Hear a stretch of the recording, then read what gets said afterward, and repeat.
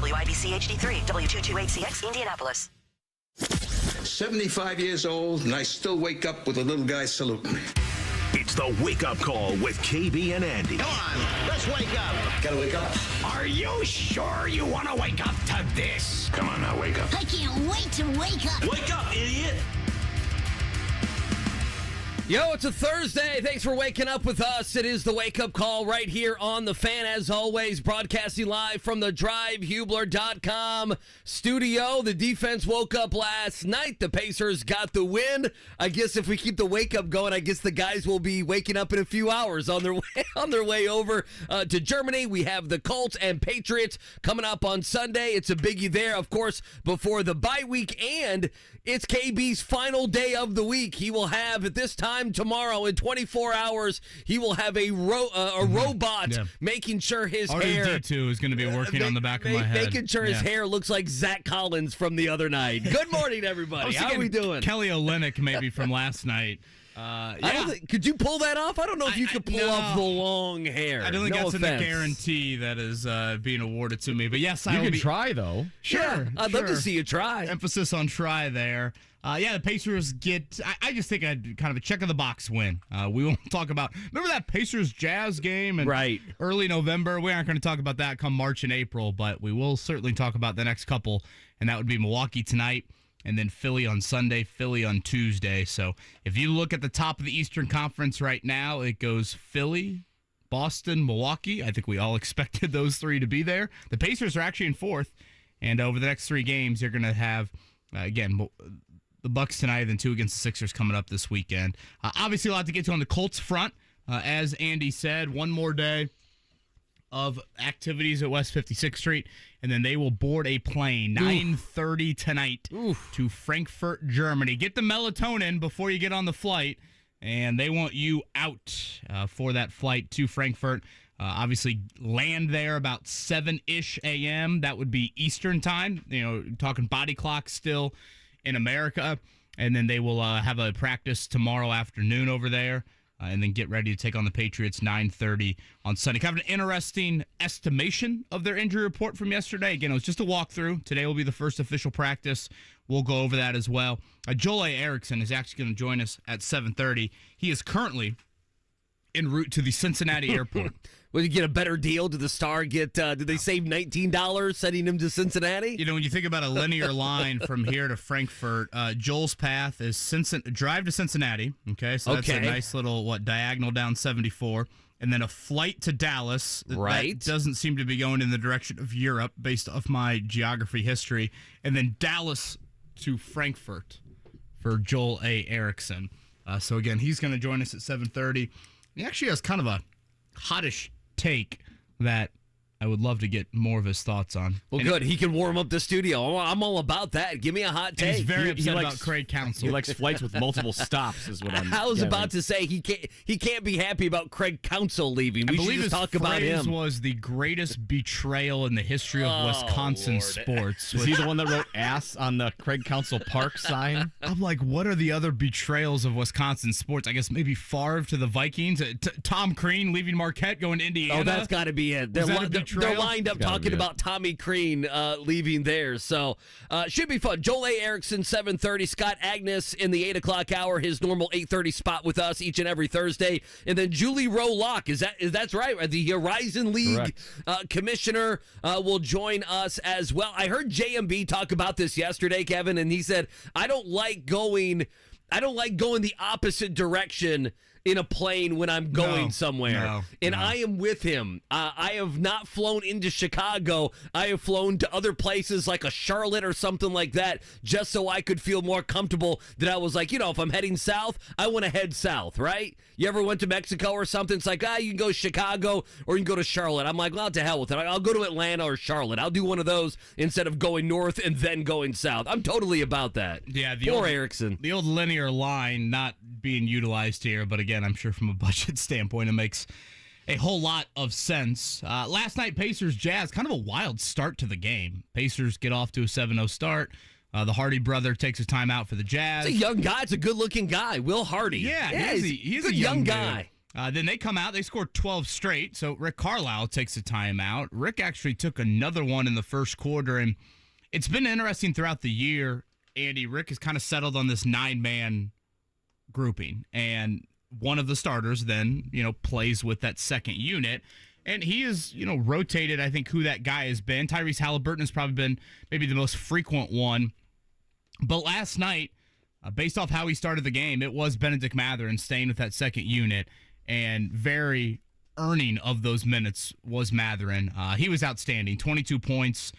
I thought him and those 4 bench guys, they sparked kind of getting back in the game there into the first quarter. And then again into the third quarter. I thought the starters were a little sloppy. Buddy Hield didn't shoot it great when he was in there either with the second unit. Halliburton was kind of quiet from a scoring standpoint, but I'm going to say this all year long, just so bullish on the Pacers' depth. And last night it was on full display. Mathurin hasn't been a guy that we've talked about a ton this season as being the lead guy. He was that last night. Aaron Nesmith just, quietly 24 points off the bench. Yeah, he also hit He also had an over-under of 9.5. Right. Last night was a clean sweep for your boy. The over hit. Okay, I was a little worried with about 3.5, 4 minutes to go. The over hit, Nesmith hit, his over hit, and the spread of 6.5 hit. It was a good night last night, KB. You were sweating bullets there. Well, it was a little bit. Yeah. On occasion. And I think the other thing that stood out to me from last night, Miles Turner had 20 in the first half. And Andy, too many times I think in the Turner career, there's been moments where an opposing center is not playing. Like Walker Kessler does not play for the Jazz last night. So what does Will Hardy do? Will Hardy says, all right, we're going to switch 1 through 5. We don't think Turner can take advantage of smaller guys on him. That's pretty much what he's saying with his actions. And I don't feel like Turner has taken advantage enough of those nights. Last night, he was outstanding. Him and Jalen Smith. I mean, they combined for, what was it? Turner had 22, I think he finished with. And Jalen had 16. Yeah, 38 and 17 if you combine them together. 38 and 17 and 4 blocks. And again, every time the Jazz said, yeah, we're going to switch, Clarkson on one of the bigs, or, I'm trying to think of who the other random dudes that they had out there. George. Some of the small, Keontae George or Abaji from Kansas. The Pacers took advantage of that. And that's a sign of kind of growth, I think, for Miles Turner. And Jalen Smith continues to have a really, really nice start to the season. So you could go down the list. On a night when Tyrese Halliburton doesn't score in the first half, Buddy Hield has the rare off-shooting night. You needed others to step up. They did that, and now that sets up the Pacers against, I would assume, a pretty pissed-off Giannis Antetokounmpo with how last night went for him. So did you see how he got tossed? Did you see the second technical? It was an absolute joke that he got tossed. So he dunked on somebody, and I mean, because that's what he does, because he's an alien. And so Giannis dunks on somebody, and he just comes down, and he just stares for a split second, and then starts to run back the other way and gets teed up. And I just, like, if you're a Bucks fan. And the NBA is all about, guys not sitting, and if you're going to sit, you're going to have to be injured and back-to-backs and all of that conversation. And then they toss out the biggest star of the sport. And if you go watch, and that's one of the, the 1 or 2 games, KB, that you go to all year, and Giannis gets thrown in the early mid part of the third quarter for a quick stare down. How weak was that last night? Well, and I That's also, unbelievable. just put Giannis to the side and put the star treatment to the side. I'm a believer of this. And this goes for all 30 NBA teams, every player on all 30 NBA teams. To earn the second technical, you better damn earn it. You better, what, and hell, you climb in the stands. You better cross the line. There is a line. We all know when the line has been crossed. Yeah. You better do that. I'm good with the first tech, kind of sending a little bit of a message like, all right, sure. Enough is enough. We're going to clean things up. It's one tech. It's one free throw. It's not the end of the world here. For Giannis, that to be the second tech, I thought was just an absolute, and honestly probably goes against the star treatment that you frequently hear from NBA fans. So officially, I guess a little over 21, so 22 minutes for Giannis last night. He gets tossed. I would assume he will be highly motivated tonight on the back-to-back. The Bucks did come back to beat the Pistons. Yeah, Dame Lillard. They really struggled without Giannis, but Damian Lillard was outstanding late. He had 34 points in that one. Chris Middleton did not play, though, due to illness. So, again, the Bucks boarded a flight here, got in late last night, and they are a 3.5-point favorite, as it'll be the first matchup of the year, Pacers and Bucks. I'm sure they're streaming us at 1075.com or the fan.com or the app. I'm sure they're up doing that. Give me Rick Carlisle. Brunch at the Conrad, and they're listening to us right now. They're wild eggs right now. Lot, yeah. That's exactly it. Rick Carlisle post-game talking about Mathurin. This has probably Ben's best game in 2 years. People want to see him shoot a bunch of shots and score a bunch of points, but that isn't necessarily what wins. What wins is being a part of a system, doing your job within a system, taking the right shots within a system, running to the corner when your job is to run to the corner, and making simple plays. And I thought tonight he just took some major steps. He was the highest plus-minus guy, I believe. He earned the 38 minutes. That's how it's got to be. And we have to have all the guys in our rotation, all the guys that are our depth players, just thinking the same way. To me, Mathurin's the story of last night. You're right. It's a sleepy Jazz game where we can pick on, the first quarter defense, even the second. First half, I felt like they let a bad team kind of stay in the game, and I'm thinking, okay, are they going to make this closer than it needs to be? Hell, if they ever lost this game, combined with the Hornets loss, combined with Giannis and company coming into town tonight, you're starting to think, come on, guys, you got to pick it up, and the depth and everything else. I mean, that has been such a strong point, but in the end, you want Mathurin to be playing 30 some odd minutes, don't you? I mean, that's the growth, and for him, whether it's defensively, understanding his role, I think for him feeling better offensively as well. And after the game, there were several cuts we had in the folder today of Rick Carlisle, being very forceful of, hey, Mathurin did the things to get 38 minutes. We have other guys, when you look at our wings that want these minutes, he went out and did the things. And you talk about a growth of a young team and a young player. To me, if I'm a Pacer fan today and I now have an early season, because we kind of haven't had one, Kevin, that an early season data point of, okay, this is what this guy could be. And if that's the case, you hear how the coach is talking about him, how the players post-game are talking about him, and you see the minutes and you see the numbers. To me, that's besides the win, that's the number one thing I got from last night was a young player playing his best game in the first couple weeks of the season. Well, and you brought up it can be a sleepy night. When you play the front night of a back-to-back, it's the Jazz. That's not a juicy game. There's not, kids from Carmel sitting in the stands with Jazz jerseys on like there will be tonight with Giannis and, who knows, probably Lillard as well. But there's never anything sleepy about how Mathurin plays the game. And honestly, there are probably moments where you're like, dude, rein it in just a hair. But you'd rather have to tell him to rein it in than to rev it up. And over the course of 82 nights, he's always going to be full throttle. And last night, yes, he had the 5 offensive rebounds. He had the 4 assists. That's probably what Rick Carlisle is pointing to a little bit more. And defensively.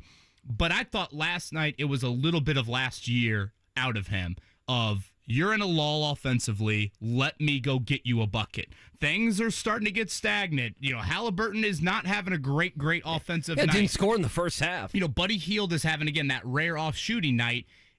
Mathurin can be the microwave. And last night, he was that, among other things, because he's had some of these 5-assist nights throughout the year. He had it on opening night.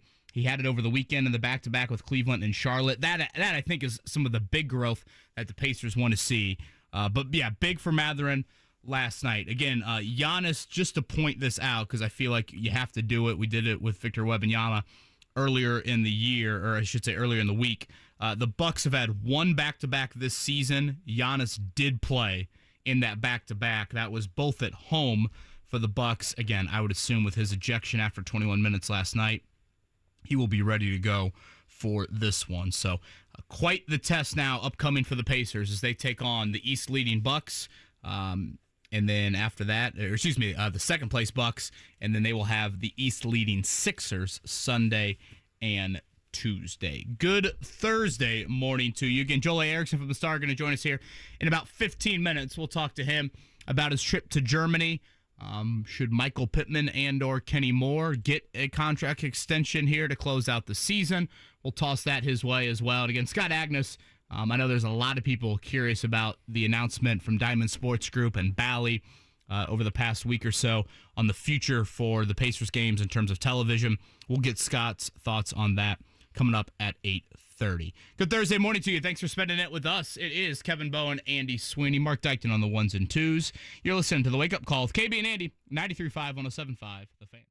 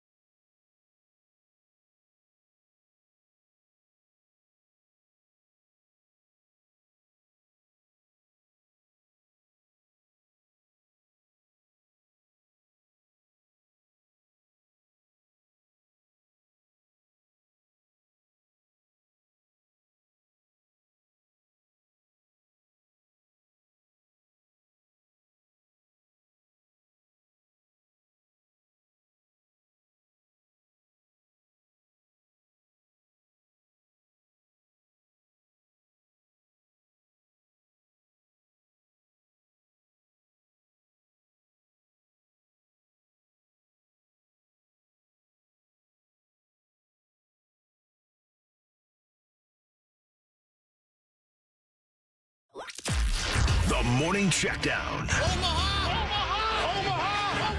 On 93.5 and 107.5 The Fan. Hey, your morning checkdown reminder coming up in about 10 minutes. Joel A. Erickson will join us. We'll talk some Colts. He's getting ready to hop on a plane and go over to Germany. Let's start with those Pacers. 134-118. Your final last night in Gainbridge. I think the story, Benedict Mathurin, 22 points, 9 rebounds, threw in 4 assists as well. Was that microwave offense as Kevin? Microwave. I like that. The microwave offense. In post-game, Mathurin talking about his game, talking about his defense as well. They got to keep playing hard, and the main thing for me is defense. I'm trying to get my defenses on the same level as my offense, and I feel like, it's going to come as, the season goes on, and, that's the main goal for us. It's the main thing for me as a player, and I feel like that's the best way possible to help my team win. So he was good last night. Neesmith was fantastic last night. The Bigs gave you something, and it's Pacers-Bucks tonight. And that one you can find NBA TV. Now, that means it'll be on Bally's as well, right? So we'll be double-barreled. We'll be NBA TV, Bally's. Bally's worked last night. It worked fine. I was feeling good. I was worried for the split second when you launch the app, it does the spinning motion. Yeah. And after it spins for more than like a second and a half, I go, oh, boy. Yeah. I'm pretty sure if it's on NBA TV, by the way, it's going to be locally blacked out. So just FYI. Okay. If you have NBA TV, you won't be able to get it here. Yeah, locally. I have NBA TV with my YouTube TV, and it's if it's a Pacers game, it's usually blacked out. Okay, so you get somebody else. We'll get the You'll get like a Celtics replay of like 1976 or something. Get a like Reggie that. Miller replay. Fair enough. Reggie against the Knicks back in the day. Fair enough. Imagine, say, the start of the year, 9 games into the season or whatever the Pacers are, 8 games in, Jalen Smith has been your most consistent player. He's been good, man. And again, that's a compliment. Yeah. I don't want that to sound. And he worked his ass off and became a better player. I mean, maybe Neesmith would be up there as well, but very nice start to the year for Jalen Smith. All right, tonight, if you want to, I guess, gouge your eyes out, Bears and Panthers. I almost said Pistons. It might be better, honestly, if it was Bears. I think the Bears might be my eliminator pick this week. I might do it. I might do it, Mark. I might do it. Mark, rolling the dice. What the hell's the line on that game? Oh boy, I don't know. I think it's 3.5. The Bears by 3.5, and over under of 38.5. And they're going to the tattoo guy again, Tyson. Bajan. Yeah, Tyson Bajan. Bajan Orange. Bajan. 8:15 from Soldier Field. It will be the Panthers and Bears. Can only imagine Al Michaels' comments for that one. He Again, might retire at halftime. Week 10, we talked about this yesterday. You're in scramble mode for your fantasy teams this week. On buys, the Chiefs, the Eagles, the Dolphins, and the Rams. So it is obviously not a great slate of games. And if you have fantasy football players, I would double and triple check your roster because you might be scrambling a bit with that. So Bears and Panthers tonight, week 10, Thursday night football. Bears are wearing that hideous orange jersey and orange helmet combo again, too, as well. Can we burn those? Well, do that pre-Halloween. Yeah. Not post-Halloween. I think I'm about to start Najee Harris because I have so many people out. That's not awful. Well, no, it's 14 carries for 38 yards. I think he had a touchdown last week. You got to hope he gets into the end zone. It's all about the goal line carry. If he can get into the end zone, he can limp you 12, 13, 14 points. If he can't, you're going to be stuck in the single digits. Speaking of limping, the first injury report for the Colts out yesterday. Again, just a walkthrough. Today will be their first actual practice. Guys that they listed, though, as would not have participated yesterday: Drew Ogletree, Josh Downs, Zaire Franklin, Juju Brents. So obviously some notable names on that list. If you want to go the good news route, Braden Smith was listed as would have been full participant. So if Braden Smith practices today, Andy, that would be his first practice participation since October 12th. Wow. He has missed 4 straight games. What do you think?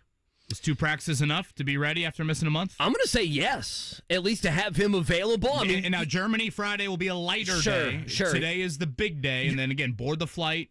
It's a hip and a wrist injury that has sidelined him for a month. I just feel with these guys, if they're cleared to play, go ahead and play them, right? We did that with Richardson earlier in the season as it pertained to his his concussion. We did that. Yeah, I mean, I'm ready to go with Braden Smith. They have shown backup-wise that they can make do without him. So if, they get into the game and it's not right, they can do what they did with Josh Downs last week. No, if he's cleared to go, you get a little bit of practice. If he's feeling good, put Braden Smith out there. Absolutely. Absolutely. Again, the Colts will practice today, board a flight a little after 9 o'clock tonight for Frankfurt, Germany. They will have a lighter day tomorrow to conclude their work on field this week. And then again at 9:30 a.m. local time, NFL Network simulcasted on Fox 59. That'll be Colts and Patriots in Week 10. Colts remain a slight favorite in that one. The only other thing I have here, obviously we talked about it, Giannis tossed in the third quarter yesterday. Ron Washington, 71-year-old Ron Washington, the new Angels manager. I was nervous he was even alive, there we go. I had no idea that he was. He was with the Atlanta Braves for the past several years with their dynasty being a third base coach. So there you go. He's no Craig Counsell, but Ron Washington hired with the Angels, 71 years old. Those hot young names in the baseball world. They're keeping it young. Yeah, Cubs go Craig Counsell. Everything they do is so young. And we got Ron Washington. College football for this weekend. Purdue and Indiana in action. Purdue hosting Minnesota. Actually, a slight favorite, Purdue in that one. That is a 3:30 kick from Ross Ade. Indiana on the road at Illinois, a 6.5-point underdog. The Hoosiers in that one. You surprised? Michigan favored by 4.5 at Happy Valley? The only yes, I mean Michigan's a better team, and Penn State loses the big game. Isn't that kind of what we've always seen with James Franklin? Like he's not going to get you to the college football playoff. He'll be knocking on the door. So do you like 4.5 points though at home? I would not touch that game. I would absolutely not touch that game at all. I did see Michigan responded to the Big Ten last night, saying, "Yeah, you can punish us, but you're going to have to wait till after the season." Basically. We need to dive into the guy at Purdue, who he and the Rutgers and Ohio State. They were sharing signals. They were sharing with some other teams? They were sharing signals when the guy touched an elbow. They knew what that meant from the TV feed, which by the way is legal. That's legal. Going to the game and buying a ticket to a Central Michigan game, that's not legal. We are in full tattletale mode. Oh, wait until you hear what this team is doing to that team. Totally what we're doing. It's high school stuff. Where we are at. All right, Joel Erickson, he is en route right now to Germany, just driving to the Cincinnati airport for his first of a couple of flights. A lot to chat with about Joel. We'll do that next here. It is the Wake Up Call with KB and Andy. Bit of an overcast start to this Thursday morning.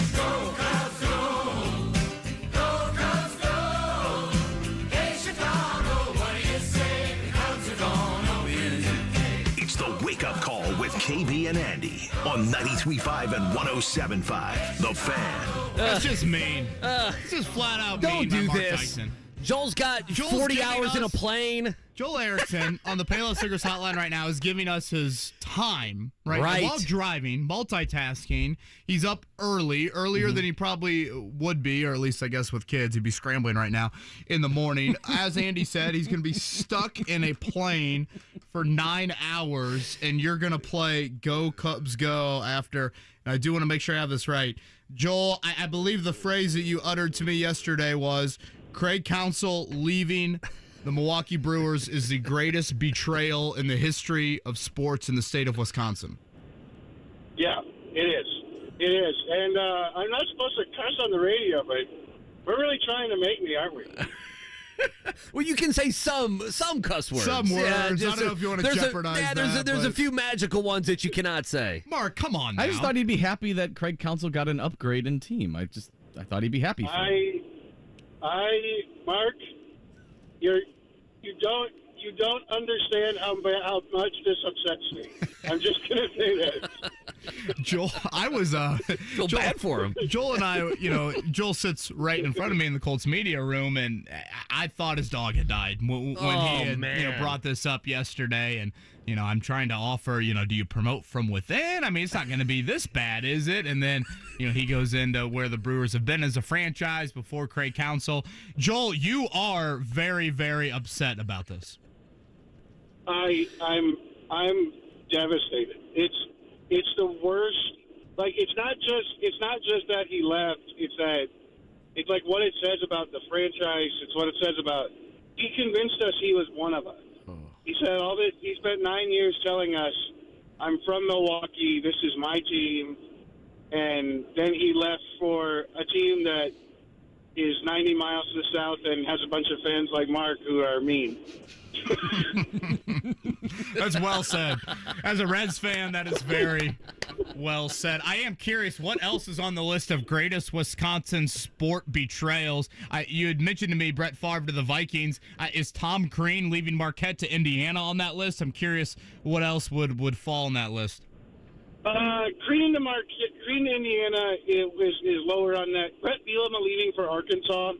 I forgot about that one. That's a good one, yeah.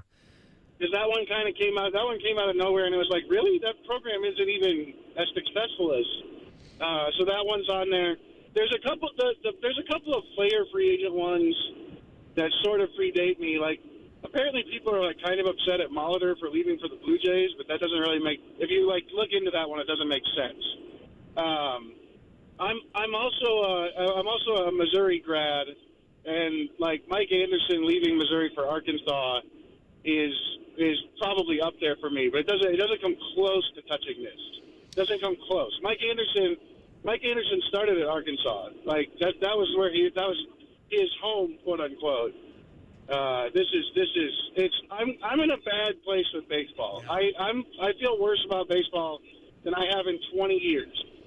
Joel's going 95 miles per hour in the left lane on 74 right now. Just flew by the Milan exit, giving the bird to everybody on the way back. Oh man. So the guys around here telling me you have a hellacious day of travel. So what do you got popping, and then we'll dive into Patriots and Colts.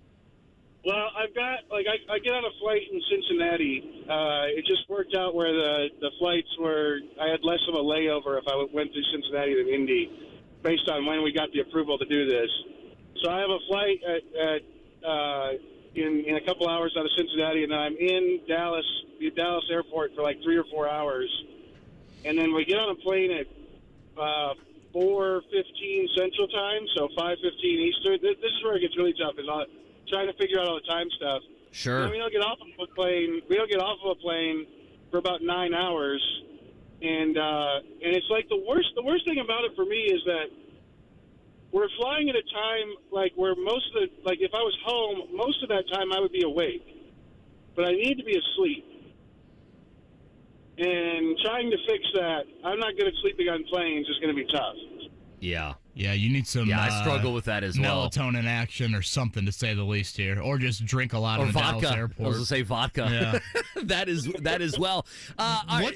Joel? I'm just curious. What's the plan when you land? Like, what? I have no idea what the Colts schedule looks like in Germany. I know they do practice. I think there's like a community event. What is the Friday plan once you're there? Well, so they don't land. I think they land after us, and they're not doing anything until. I think the first shuttle for us is at 4:00 Germany time, and I land at 8. So the big question is, once we land, how quickly can we get in our hotel room? Because it's right there by the airport, and if I can get in my hotel room, then I can take a nap. But if I can't, then I'm just kind of sitting there waiting. But yeah, most of the cold stuff happens. Like I get in at, I think, I'm supposed to get in at like 8:50, something like that, in Germany. And I don't think I have anything to do Colts-wise until later that day, because I think Shane said. Oh, boy. Maybe he is by the Milan. Craig Counsell cut his phone line. Uh-huh. Yeah. What are the dead spots going to Cincinnati that I need to know about? Is that it? Yeah, just north of Lawrenceburg, maybe. I'll call him back. Mark, you want to try? Well, I don't think he's going to answer Mark's call. Maybe we'll have Andy or I. I'm blocked now. You want me to turn my mic off? Call him back on that. I mean, imagine being that torn up about Craig Counsell. I thought the manager Don't in you baseball. love sports fandom, though? I do. I thought the manager in baseball though didn't matter, right? Unless they're losing games or he leaves and goes to the evil Chicago Cubs. So we're like 3 minutes into Joel and I's back and forth yesterday, and I'm like, oh man, I shouldn't have brought this up. Yeah. Like, do I give him a hug? I love you trying to go, are you going to promote from within? Like you have any idea. Like you have any idea who the first base coach is, that the hitting coach that they might promote from within. You feel good about your AAA manager here? Joel A. Erickson with us here. He's from the Star. There we go. You sound good now. Let's just jump into the conversation around the game coming up on Sunday. I mean, Josh Downs would have been a non-participation, as would have been Zaire Franklin. What are your thoughts on those guys going into Sunday, the kind of chance you think they have to play? Well, I know Zaire Franklin, last week, they thought he was going to play up until late in the week. So I'm still kind of thinking that he might be able to get on the field. Downs, on the other hand, he tried to play last week. He left the game very early. The bye week is coming up. There's reason. There's a chance here and reason, if that's kind of a nagging thing, to give him a couple weeks off and hopefully not have to deal with this when you come out of the bye. Joel, I kind of want to go a different direction, a little bit big picture here. And again, Joel A. Erickson is with us from the Indianapolis Star. He is off to Germany later today. That trip is starting right now, so we appreciate his time on this Thursday morning. The bye week is next week. We know that. And we also know Chris Ballard's comments at the start of the year of, okay, we're not giving extensions after a 4-win football season, et cetera, et cetera. Well, gives one to Luke Rhodes. Yes, it's Luke Rhodes. Then gives one to Jonathan Taylor. Obviously, that one's on a different spectrum. Do you think there's any chance that he looks at the seasons that Michael Pittman and or Kenny Moore has had and presents something in front of them and almost views it of like let's send a message to a new culture, new era of, if you do what we ask you to do and you meet a certain standard, we will not only reward you, but we aren't afraid to do it in season. I want to say obviously Taylor earlier this year, but I believe Grover Stewart signed an extension back in 2020. So you think any chance that could be put in front of Pittman and or Kenny Moore here in the month of November? I think Kenny Moore kind of fits the bill. You remember they signed Jack Doyle to his third deal kind of around the end of the season type of thing. Kenny Moore might fit that for the Colts. I think with Michael Pittman Jr., it's going to have to be a huge deal because of where he is in his career. This is going to be his second contract. He plays wide receiver, which means that he can get a ton of money on the market. He has every reason, unless they really blow him away with an offer, to kind of play this out, because the longer this goes, the more leverage he gets in terms of getting his next deal. Kenny Moore, on the other hand, this being his third deal, that one kind of feels like the Jack Doyle-ish type deal where you lock him up towards the end of the season and kind of make him a Colt for life. I think there's an element with Pittman of would Pittman say yes? I mean, obviously, he could get the franchise tag, but, certainly he's going to garner, you would think, quite the market here coming up in the offseason if he chooses to go down that path. Again, Joel A. Erickson is with us. Joel and Nate Atkins from the Indianapolis Star, both off to Germany. They both have a Cover 2 podcast that is in relation to the previous era of Matt Eberflus and the defense. And, Joel, I caught a bit of it yesterday, and at one point, and feel free to provide some context around this. You decided to provide a Cover 0 take on the podcast, and for those, I guess, unfamiliar, Cover 0 would be, all man coverage, 0 safeties across the board. So that's a bit of a hot take, and you did this because of human error, in that you forgot to post the podcast earlier in the week, and you said to a listener that you would provide a hot take as a reprieve, if you will, for not posting the podcast. If you don't mind, and feel free to provide any context I might have missed out, but if you don't mind, care to share with our audience what that Cover 0 take was. Well, okay, so just to back up a little context here, one of the jokes I always make about us being the Cover 2 podcast is it's because I'm so reluctant to come up with something that's actually a hot take. I'm usually sitting back in a zone and taking the and making sure you have to throw underneath. But unless it involves Craig Counsell. No, I don't even think that's a hot take. I think I'm right in the middle of all Brewers fans. Absolutely. But the one I threw out there is, and I think this is a Cover 0 take because I don't think it's even likely to happen. There is a part of me that would be interested to see what the Sam Ehlinger version of the Shane Steichen offense looks like. I'm just curious. He did such a good job of moving between Anthony Richardson and Gardner Minshew. Sam Ehlinger can do a little bit more of the running stuff than Minshew can. The passing game, the more I think through it, maybe it looks kind of the same. But it's been a thought that's rattling around the dark recesses of my Colts brain. And somebody said they wanted a hot take. I think that's an all-out blitz of a hot take. I just want to see it. I'm just curious. We never really got to see it in training camp either. So, I wouldn't mind it. Could I take it a step further? And I would rather, and again, I think you and I both are saying, if Gardner Minshew's turnovers appear again, if just the passing offense continues to be stagnant, obviously some losses would have to slide in there for this to even be a remote possibility. Could I one-up it and say I'd rather see Kellen Mond than Sam Ehlinger? Oh, that's interesting. Kellen Mond, obviously he's got the third-round pick background. Because we've already seen Ehlinger. Yeah, that's a good point. We've never really... And Kellen Mond, if you look back at his career, hasn't really played that much. He had one game with the Vikings, I think. So who knows? Who knows what Shane Steichen sees there? That could be another one. We could see another version of the offense. That's not bad. I like that too. Joel A. Erickson with us here, Payless Liquors Hotline on the Fan on this Thursday. So, I was going to ask you, Joel, it seems pretty simple then. I mean, you believe... I guess you believe that the offense was just bad on Sunday against Carolina. That wasn't, hey, we're going to simplify things and just get through this game because our defense, Buckner and Kenny Moore, are playing so well. Well, the biggest problem is that we've seen teams use that strategy twice now. Jacksonville was the first time, and now Carolina's used it, where they just put bare front, whatever you want to, 7 guys at the line of scrimmage. They just put everyone at the line of scrimmage and say, we are not going to let you run. Right. We dare you to throw us out of it. And they haven't been able to do it twice now. It wasn't quite the same yardage issues because they didn't have to throw. They didn't have to start pushing the ball down the field like they did against Jacksonville. But either way, the result was the same.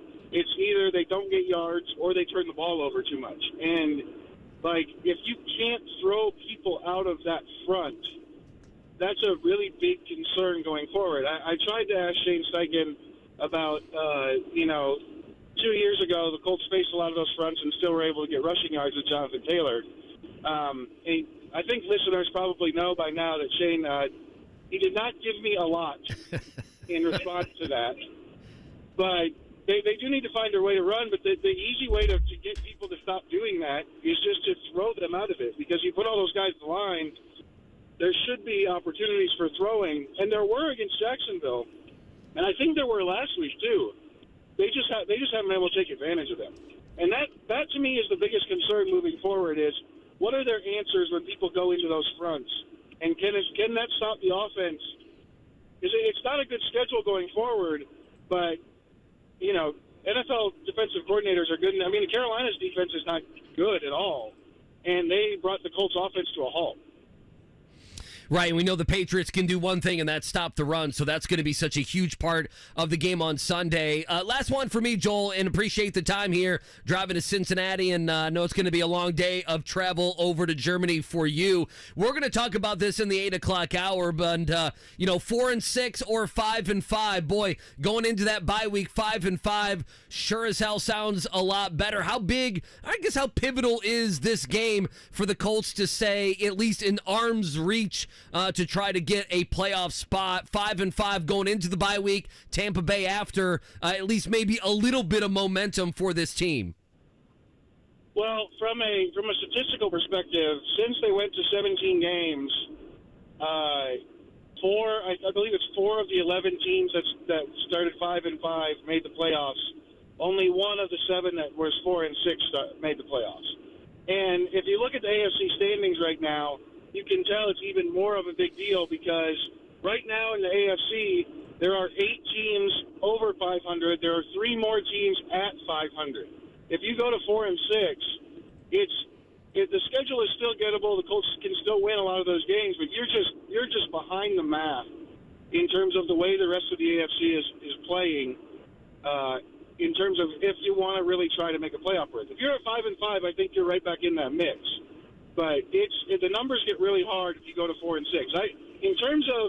I don't think anyone really expects a ton from this season now that Anthony Richardson is gone.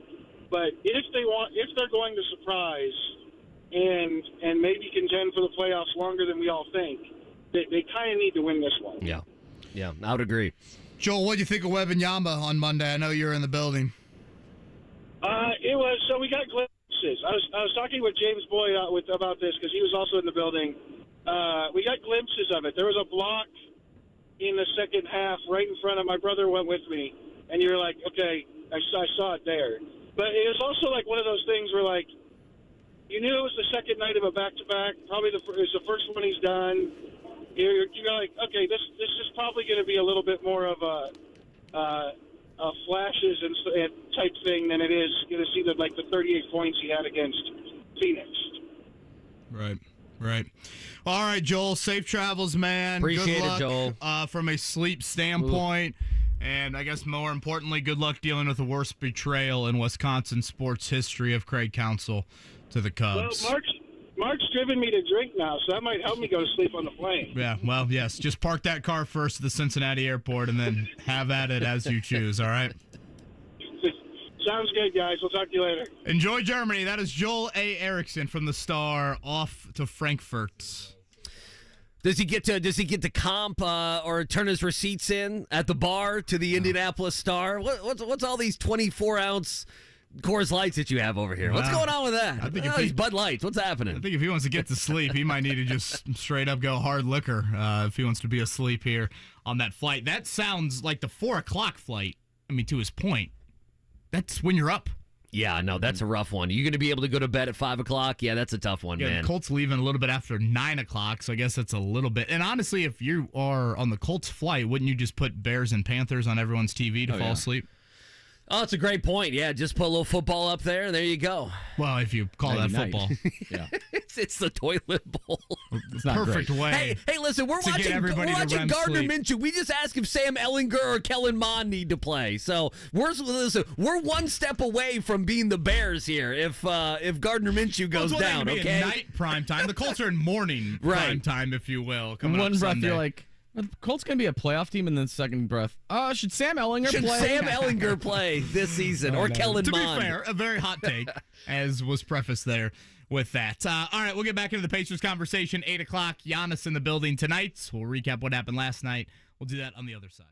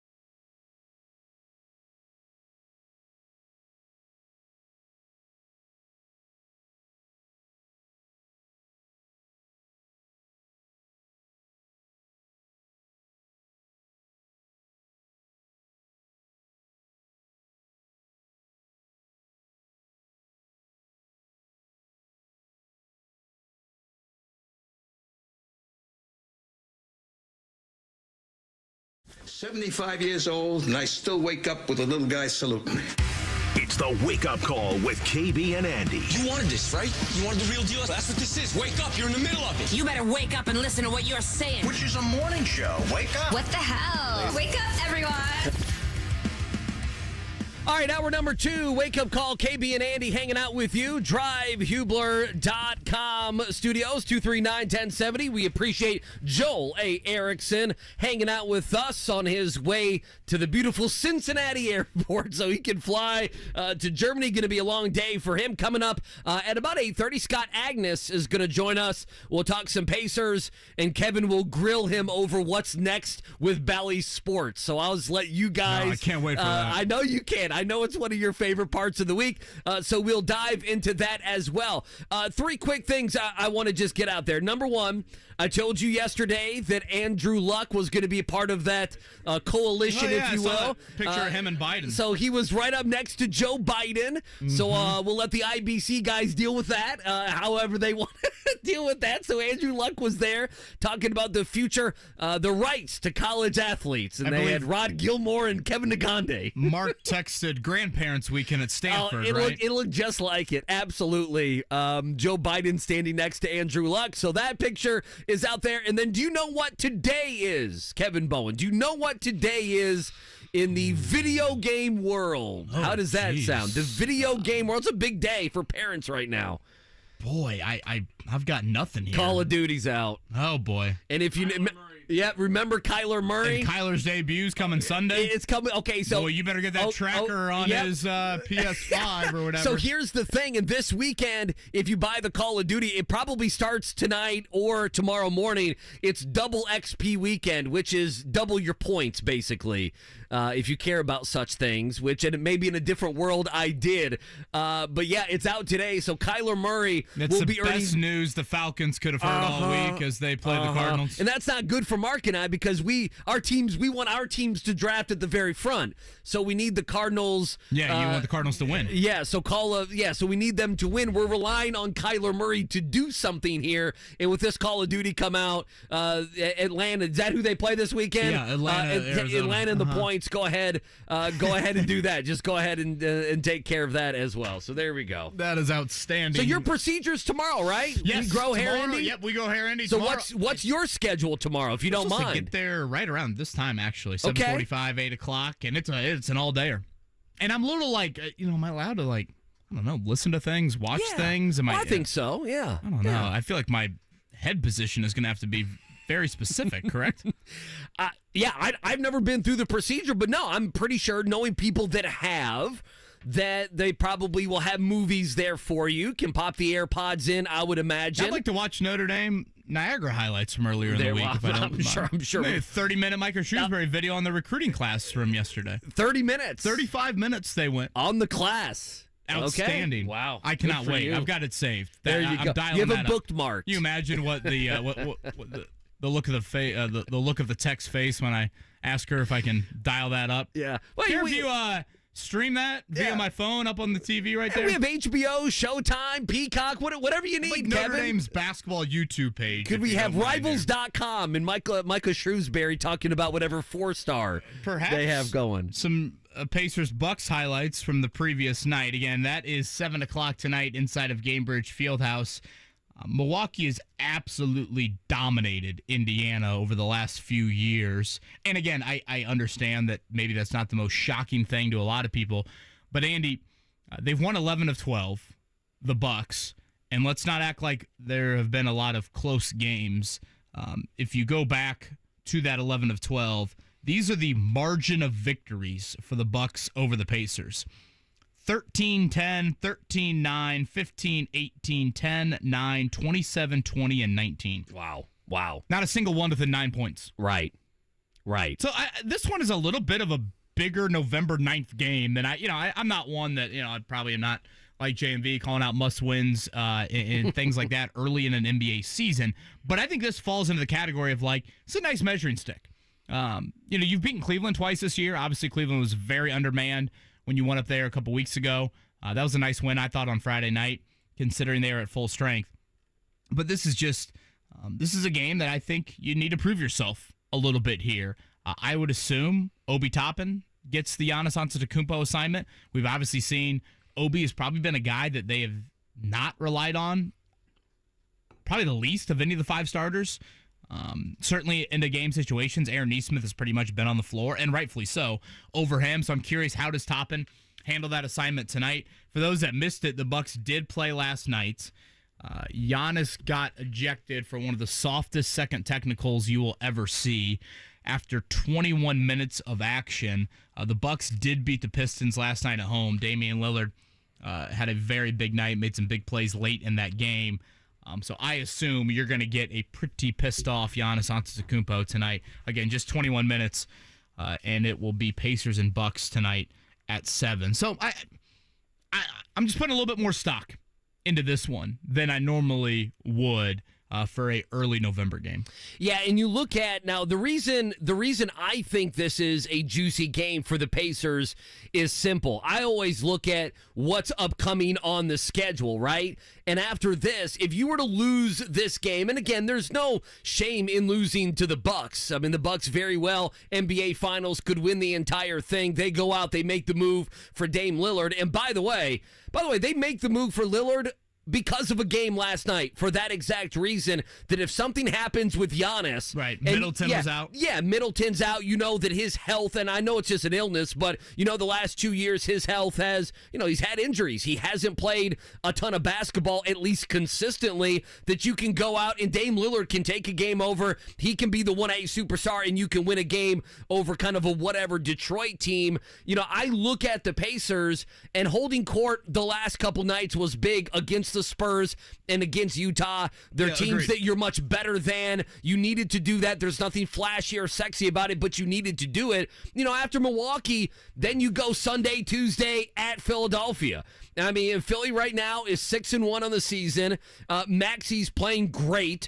I mean, watching him play, watching him grow, watching him in college and what he's done early parts of his career. And right now, if you probably stopped everything, Joel Embiid, he won the MVP last year? He would win it again this year, right? I mean, he's putting up even better numbers.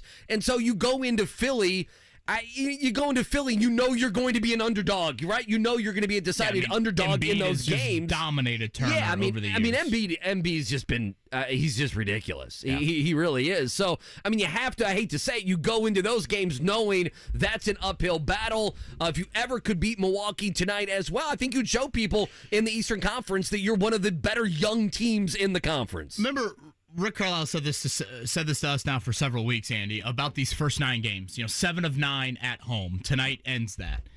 If you were to win tonight, the Pacers right now a 3.5-point underdog to the Bucks. If you were to win tonight, I think every Pacers fan would have signed up for 6-3, with the 3 of those wins being Cleveland, and Milwaukee, because those are the teams you expect to be competing with. I mean, look at the standings right now. Philly's number 1 in the East. Milwaukee and Boston tied for second. We expect those 3 teams, I think, to be on a different level than everybody else. And then there are the Pacers sitting there at 4 right now. And to me, a 6-3 start, and in particular the wins, Cleveland at full strength, Milwaukee pretty close to full strength. Those would kind of stand out to me. And I think that would offset a little bit of the sour taste you have with losing to the Bulls and losing to the Hornets like you did at home. So I think tonight should be a great atmosphere inside of Gainbridge Fieldhouse. Again, I assume it'll be Obi Toppin getting that assignment, but still, it's just a little unsure of okay, does it work with Toppin? That's a question mark. Do you put Turner on him? And then I don't think he's anywhere fast enough to deal with him. But I mean, physically, do you just sack off and say, Giannis, I dare shoot you to shoot. Yeah, shoot a 19-footer. Shoot a 15-footer. There's just obviously not a lot of great options, and obviously there's not a lot of great options to guard Giannis anywhere in the NBA. But you don't have your Thad Young.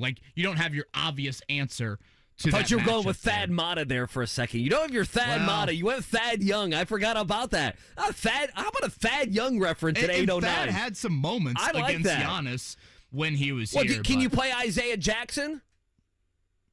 Doesn't he just body the hell? And I feel I just don't think you can. He's athletic, but he's not big enough. I don't know. Maybe Jalen Smith.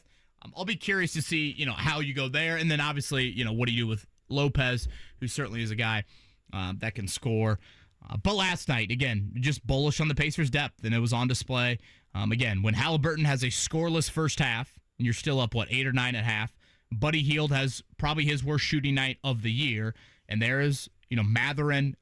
Mathurin was fantastic. In kind of takeover mode, and then doing some other things, too. 5 offensive rebounds, 4 assists, a little better on the defensive end of the floor, along with 22 points. And I'll go back to something I said earlier, because it has not been the norm in the Miles Turner career.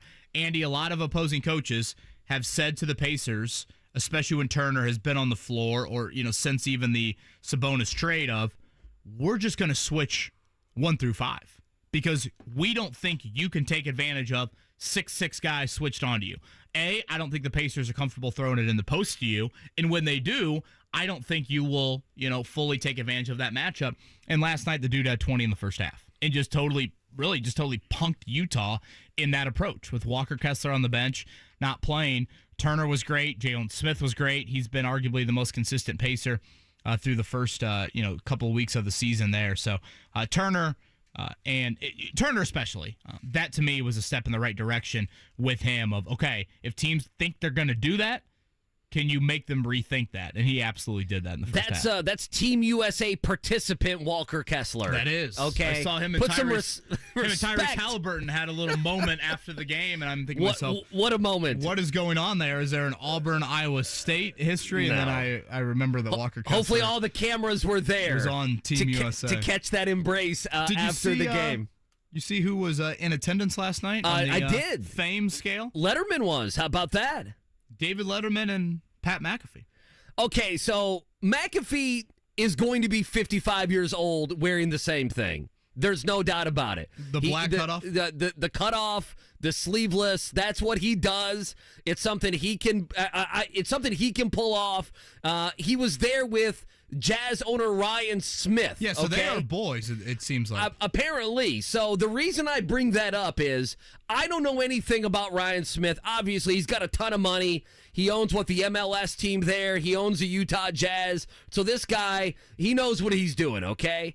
But he's 45 years old, okay, is Ryan Smith. I was curious how old he is. Okay, well, that's the reason. When I saw him, I had to look it up because Ryan Smith, the owner of the Jazz, who was there last night, he's got the I'm getting older, but I'm hanging on to my youth. Mm-hmm. Does that make sense? Like Shane Steichen hanging on to Jim Irsay in the locker room. Yeah, yes. And eventually it will just slip away where he'll be hanging on to a couple fingers and then he'll have to embrace, maybe when he gets to the 50s. And listen, these uber rich guys can kind of do whatever the heck they want to do. But he's the kind of guy who's in his mid-40s who can still do the Jordans, maybe perhaps some skinny jeans, and then he can do the hair to where it looks a little bit fancier, right? That's what Ryan Smith can pull off. And God bless him. I'm 39 and I'm wearing sweatpants right now. I can't do any of that.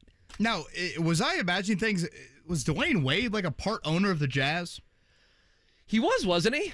Or I guess talking present tense, is he? Yeah, he is. He's a minority owner, is he not?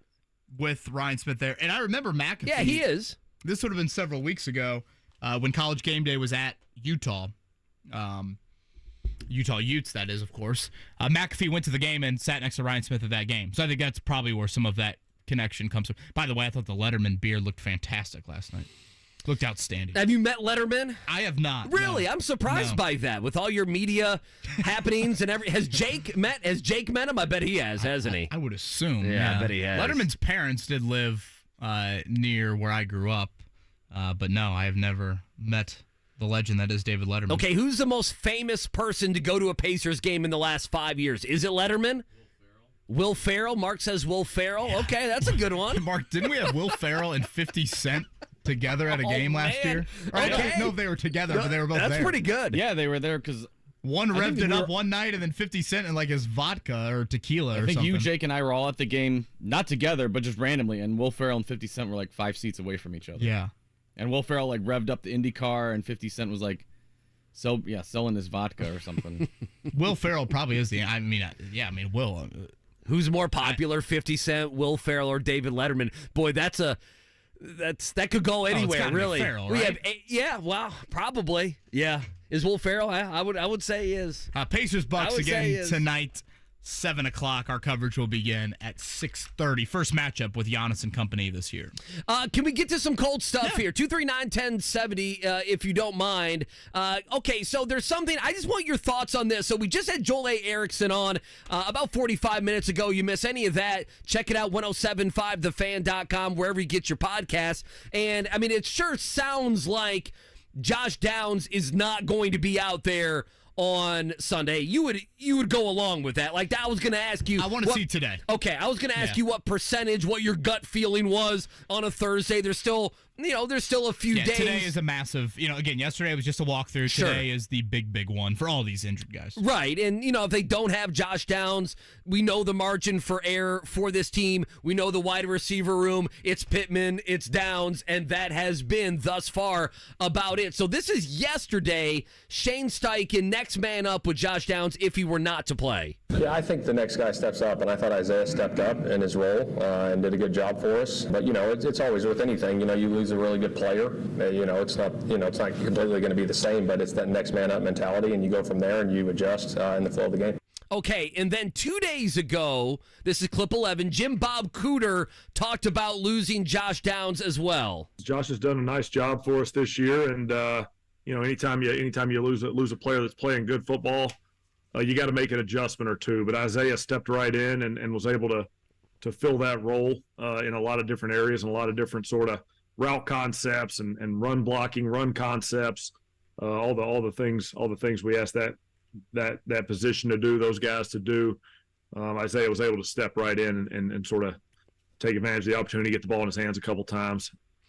Okay, so listen, I know they're saying the right things there, especially Jim Bob of, McKenzie came in there and he did the things that we asked him to do, and I understand that, and I understand that it's next man up, but I texted you this morning. I feel like there's not a next man up. It's a slap in the face at Josh Downs to act like there is a seamless transition here. There's not. And I think you did feel some of that on Sunday when you didn't have Downs in line. The thing that's really impressed me about Downs, I guess two things, Andy. One, no matter Richardson or Minshew, he's been a favorite target. Two very different style quarterbacks. And he has been a consistent favorite target of each of them. And he's a rookie. Oftentimes it can take a rookie a little while to kind of earn that quarterback's trust. And then two, this is not just a slot receiver that it's like, all right, on 3rd and 4, he puts his foot in the ground, he tries to beat a linebacker, and he gets open. We have seen a variety of different routes that Josh Downs has not only run, but has recorded big-time catches on. So, to me, yes, this is a very notable loss if indeed he's going to miss this game.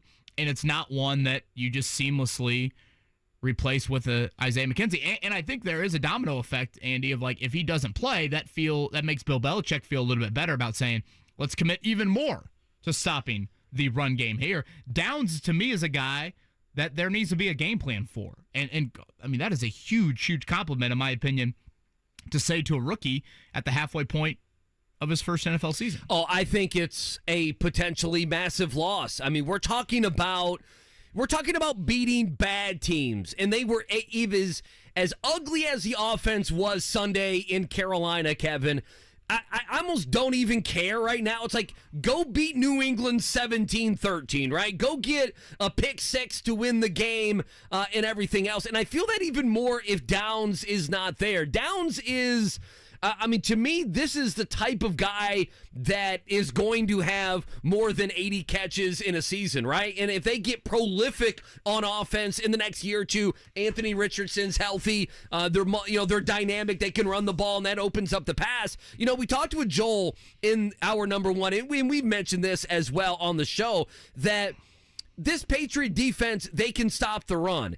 And so when you look at having Jonathan Taylor and Zach Moss and, in my estimation, an above average offensive line, and Braden Smith is back on Sunday, that's even better for the Colts and how good and how, the quality of that offensive line, that there's going to be throwing options. And Joel mentioned that they didn't take advantage of that in the Jacksonville game. They didn't take advantage of that Sunday in Carolina. They're going to have to do that. And so if you take Downs off the field, you're left with Pittman. And I'm sorry, Isaiah McKenzie had 2 catches for 12 yards. There is no next man up. No. And Pierce has been, Pierce plays all the snaps, and he may be a great, defender or a run blocker down the field, and he may be able to draw that, 35-yard penalty when you have a jump ball situation, and he can get the PI down the field. I get all those things, but he also never gets targeted, and he never gets catches. And I don't know if that's on him, if that's on the quarterback, if it's just simply the offense, if it's a combination of all those things. But you have Pittman who is a stud, who's out there, and if Downs is out, McKenzie is shaky. Sorry, he is. He's shaky. There's no other way to put it. And Pierce has not been a part of this offense. And then you even throw in things like, if they would have practiced yesterday, Kevin, Ogletree would not have been in there. You're getting next to nothing receiving from the tight end position. I don't know, man. To me, I want to be able to run the football in this game, but if that is taken away, like we have seen in the second half, the last couple games, the running game has absolutely, 6 touches for 7 yards, I think it was, against Carolina on Sunday. The running game has been taken away the last couple games in the second half. Can they throw? And with only Michael Pittman out there, I would imagine, even for a bad Patriots team, this is as easy of an offense you would think there is to guard. To me, losing Josh Downs here would be huge. It would be massive. Siri chiming in? It was Siri. She was recording everything I was just saying there. Oh, boy. Fire that off to Nikki. Good morning on that. Isaiah McKenzie, Andy's been in the league since 2017, and honestly, if you look at Josh Downs' first, 8 games, he's already put up games that Isaiah McKenzie would have dreamed of in his NFL career. So, yeah, there's no way that next man up is seamless at that spot. Again, that would be an absolute slap in the face at Josh Downs to say something like that. Again, the Colts' first practice of the week will be today. I know we played a clip from him yesterday, but I cannot stress to you enough.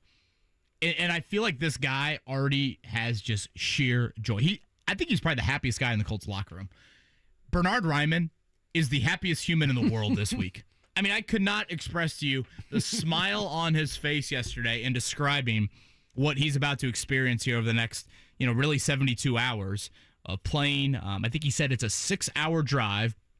His family and friends, it sounds like you're going to do the train or maybe even fly from his hometown in Austria to Frankfurt. Yeah, good for them. 18 family and friends coming to the game. 17 of them have never seen him play football in the States. College or NFL. Sure. Obviously college, he ran into a COVID year. His dad's the only one that has come over and seen him play. So just what an incredible moment for him. I found it really cool, and I guess this is a little bit of the sentimental value of playing these international games. Raimann actually has been to an NFL game in Europe. He went to, he said, Vikings-Steelers. Still has the ticket stub. God, what year was that? At his mom's house in Austria. I think he said 2013. Vikings-Steelers he went to in London. But here he is on Sunday playing in a stadium that is a Bundesliga stadium, the German football league. And he was like, if you would have told Bernhard, at whatever, age 12, 13, you'd be in that stadium, he would have never thought it'd be for American football. He would have thought the other football. So what just a moment for him. Sunday's going to be like. I know he'll certainly be a fan favorite media-wise on Friday when they get over there. He said he's going to get a chance to have dinner with his family on Saturday night. So just a really, really cool experience for Bernhard Raimann. And, I know I'm probably not supposed to have, super rooting interest in this, but I really hope Raimann has a pretty solid and sound game on Sunday. And last year, against New England, it was a struggle, certainly for the entire Colts offensive line with 9 sacks allowed in that game. Fortunately for them, no Matthew Judon in this matchup with him on IR, but going to be really cool to see Raimann on Sunday. Well, that was my biggest worry was, this guy's, he's all jazzed up. He's got 18 people coming over. Hope he plays well. I know, right? That only, starter too, maybe. Yeah, that always scares me. He gets a holding call that negates maybe the only chance that Jonathan Taylor has of getting in the end zone. All right, I'm looking at it. 2013 Vikings Steelers. He was there. How about him still having the ticket stub? How about both these teams stinking? Going into this game 0-4 versus 1-3. How about that? That was Vikings Steelers? It was. Minnesota's quarterback, I could give you 10 guesses. You're not going to get it. Sam Bradford. Matt Castle. Oh, gosh. Sam Bradford's a good guess by you. Matt Castle, the leading receiver for the Vikings that day. Not Greg Jennings, not Cordell Patterson, not Toby Gerhard. Oh, my gosh. Jerome Simpson was the leading. Toby Gerhart was a legend at Stanford. You better believe he was. And the leading receiver wasn't Antonio Brown, although he did have 12 for 88 for Big Ben. Jericho Cotchery, I almost called him Crotchery, which would have been NC funny. State product. Jericho Cotchery had 5 for 103 and a touchdown. How about some other names here? Felix Jones was in this game. A legend at Arkansas. Are we done with ticket stubs? I mean, I used to save them all. I don't have any. I think I've one. got mine in a shoebox under Rosie's bed. Okay, do you keep your media passes as well then? You probably do, don't you? For the most part, yeah. Okay, so you have them all the way dating back, what? You have, Pacers and Big Ten stuff and IU stuff and Colts stuff and everything else? Yeah. Yeah. Combine stuff? I don't know what the hell I'll ever do with them. I also have pretty much every Sports Illustrated cover from 2000 to 2000 and, I don't know, 12, 13, something like that. My sixth grade teacher, Carl Kinnear, shout out to him at Clay Junior High, he had Sports Illustrated covers on the walls. And I was like, that is so cool. And I want to do that. Why'd you give up? You just got tired of it? Yeah, I just got tired of it. Okay. Yeah. That's too bad. I don't have any collection like that whatsoever. No collections. That kind of surprises me about you. Yeah, I should have got into the memorabilia business. You can sell sports cards for a lot of money. Yes, you can. Why my cards when I was 10 years old, but they mass produced them, so they're not worth anything now. They're just not worth anything. I don't know. I have a couple Lawrence Taylors. Are they worth anything? No. I'm not going to pull a Mark Dykton and give a cousin or a nephew my valuable cards. We found out he did that with Pokemon yesterday. I still have guilt for this. I ripped off a kid on my bus in 6th grade for a Marvin Harrison Syracuse card. What did you give him? That's a great question. I don't know, Brad Scioli or I don't know. Man, what a name. 2 cards. Brad. A 2 for 1. Here's Brad Scioli and Mike Peterson. Trust me. Did the parents ever, kind of circle back around and say, "Hey, our kids made an unfair trade here"? If I remember correctly, the parents intervened. Okay, yeah that happens. Not one of my best moments there. Yeah. Clearly, I think I ripped a kid off for a Phil Simms back in the day. Clearly, the guilt is still living in me. All right, Scott Agness here in a few. We will talk Pacers with him. A lot to cover on and off the floor with that. Let's do a morning check down before that. The morning checkdown. On 93.5 and 107.5 The Fan. Obviously, we've been talking about it. 134-118. That's the win last night for the Pacers. They moved to 5-3. Mathurin, I thought he was one of the big stars of the game. We've heard a lot of sound today. Now it's Brewers. Goodness, it is Bucks and Pacers tonight. That's coming to your way at 7:00. Bally Sports and right here on the Fan. NBA TV for those outside of this market, I guess, wanting to tune in. All right, Colts injury report. We mentioned it a little bit earlier. Again, just a walkthrough for them yesterday. Braden Smith was listed as a full participant. If he practices today, that would be his first practice participation since October 12th. The guys that were listed as did not participate, or I probably should say would not participate, Zaire Franklin, Josh Downs, Drew Ogletree, and Juju Brents. That would be 3 games missed for Brent. So continue to monitor that as the Colts have a practice today and then head to Germany coming up tonight. Quickly, Shane Steichen yesterday on the Patriots. What do they do? What do they do well? Here's the head coach. I just think they play hard. They play together. They do a good job schematically with what they do defensively. They've been doing it for a long time, and we just got to be on it with details and communication. I'd say Not sure they do any of those things. The most candid I've heard Shane Steichen this year is describing Belichick. Yeah, we'll play that one later. Quite the fan. Well, I mean, of course he's got to be. I mean, that's like, I don't know, if you're in radio, I don't know if you're a Howard Stern fan, Dan Patrick, yeah, any of those. And then, of course, week 10 of the NFL season, it is underway. It's an early toilet bowl. We still need the toilet flush sounder. These games stink. Bears and Panthers. Bears favored by 3.5, and over under there at 38.5 at Soldier Field. 1-7 versus 2-7. Feel the power on a Thursday night. 49ers Jags. Is that our game of the week? Browns-Ravens do it for you? I don't know. 49ers-Jags is kind of intriguing. That's a little AFC South bias coming out there. No, I think Niners-Jags. I mean, if the Niners lose that one, that's 4 in a row. Lions at Chargers? Oh, I mean, that's a good game. No, I think there's a couple low-key fun games like Texans-Bengals is low-key fun. I mean, I don't know. I mean, can C.J. Stroud go on the road and throw for 350 yards against Cincinnati? To talk me into a few more of these games. Yeah, I mean, it's not the best slate, but I mean, Ravens-Browns could be fun. I mean, if the Niners lose this one, they're 5-4 and they've lost 4 straight games. I mean, there's a chance they're not a playoff team, especially if Seattle wins. NFC though, who the hell are the wild card? Someone's got to make it. The Jags coming out of their bye week. All right, on the other side, Scott Agness. A lot to get to, not only on the floor, but again off the floor. Bally Sports, the in-season tournament, city uniforms, etc. We'll chat with Scott about that coming up on the other side.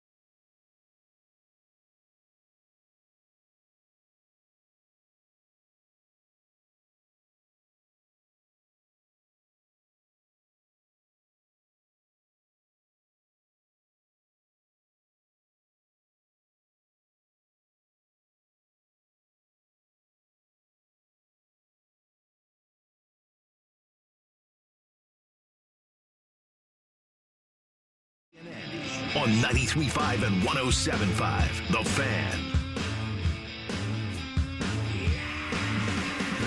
All right, Scott Agness going to join us here in just a second. Reminder, Pacers-Bucks coming up tonight at 6:30.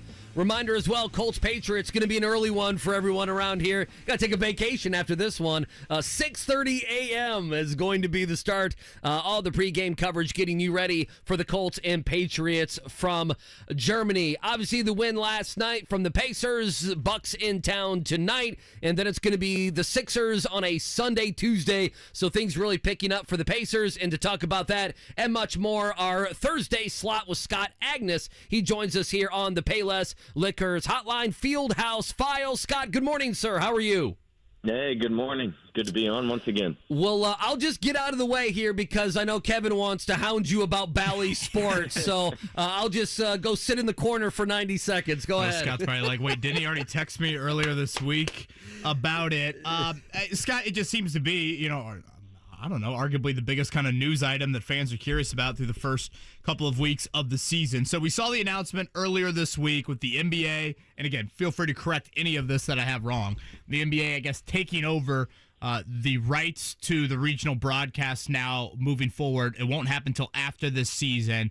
As best you know, what does that mean for the future of the Pacers and how we consume them on television? Yeah, so the biggest thing about that is the NBA wants to have the rights, at the end of the season, and then it gives them options. It means, let's say things improve with Diamond Sports Group, which owns Valley Sports. Maybe, teams re-up or continue on, or select teams continue on with Valley Sports. That's an option, and that's probably got to be an option for some of these teams because the regional sports networks pays a lot of the bills. It's a big chunk for their local sports revenue in town. But realistically, what it also can create is several things that I could imagine. One, you go out and sell those rights to a company out there. You're talking your Amazon, your Apple Plus, whatever, for individuals to stream to. The other thing you could see is, at least from a digital standpoint, maybe it's something like where you subscribe to League Pass, and now you get every game. Nothing is blacked out. So essentially, NBA bringing those digital rights in-house and being able to take ownership of that. One other random potential option could be for the NBA to help produce some of these, to help produce these games. And I think we've seen this a little bit in baseball. And then it could be, essentially on a linear network locally, but also the digital rights are in-house. So more than anything, it gives them the flexibility and the option to sell it as a group package, to have full control at the end of the season from the digital rights standpoint. So basically, I guess, I don't know, an educated guess for next year would be the Pacers are still going to be behind some sort of paywall from a streaming standpoint, but the hope is the functionality of said app or said streaming service obviously is better than what Bally Sports has been. Is that kind of fair to say? And then linear-wise, we'll see where it goes from an actual TV channel standpoint. Yeah, my best guess would be that anybody would subscribe to League Pass would be able to watch Pacer games. It might be a little bit more expensive than it is right now because you also get locally. But it gets those rights back versus right now you have to subscribe to Bally Sports Plus to get Pacers games for $20 a month. Would League Pass be available on okay, I have AT&T Uverse. How would I not have access to a linear channel? I would think those would be in addition. So maybe let's say it continues on with Bally Sports or a local channel. It will absolutely be available, I would imagine, over a linear network. I don't think we're at the place now where it's all digital. And I think of other teams, especially like the Lakers, who have a mammoth linear deal out west with Spectrum Sports, for example. I'm sure something like that would absolutely continue on. This would just be more of a digital play and really clean up the issues that they've had from that standpoint moving forward. And I think these are newer ownership groups. And by the way, this is the last one on this topic before I bang my head against the wall. And watching the Jazz last night, correct me if I'm wrong here, they have done the local channel for their games, correct? With Ryan Smith as a relatively new owner, and didn't the Suns do something similar? It's the two youngest owners. Yeah, Ryan Smith of the Jazz and Matt Ishby of Phoenix Suns. And simplifying what they've done, they no longer have the agreement with a regional network. They broke away from that. They're on one of the local stations in their city, and it's like doubled their potential viewership, right? Sure. So you could have, and just an antenna and watch games for free, or you could subscribe to their app and pay a fee to watch games digitally, since they own those digital rights. So that'll be the grand experiment, I think, and that's something I'm sure the NBA committee, television committee, and all of these owners are paying close attention to. Is it going to be an incredible success? Is it so-so? Is it more work than it's worth? But I'm glad some team or two out there is doing it to consider all options right now. Yeah, there's just too many good options. I mean, the NHL is all over ESPN Plus and what the NFL has obviously done. And I know college basketball is annoying with all the different things you might, Indiana and Purdue fans might need 6-7 different services, but there's no option of it being bad. And right now, at times, there's no doubt that it's bad. Scott Agness with us here Thursday on The Fan. Benedict Mathurin, Rick Carlisle called it his greatest night in 2 years as an Indiana Pacer. Would you agree? And what do you think, besides scoring, the coach meant last night? Yeah, I think that was Rick just reinforcing everything that he's probably been saying to him behind the scenes constantly, right?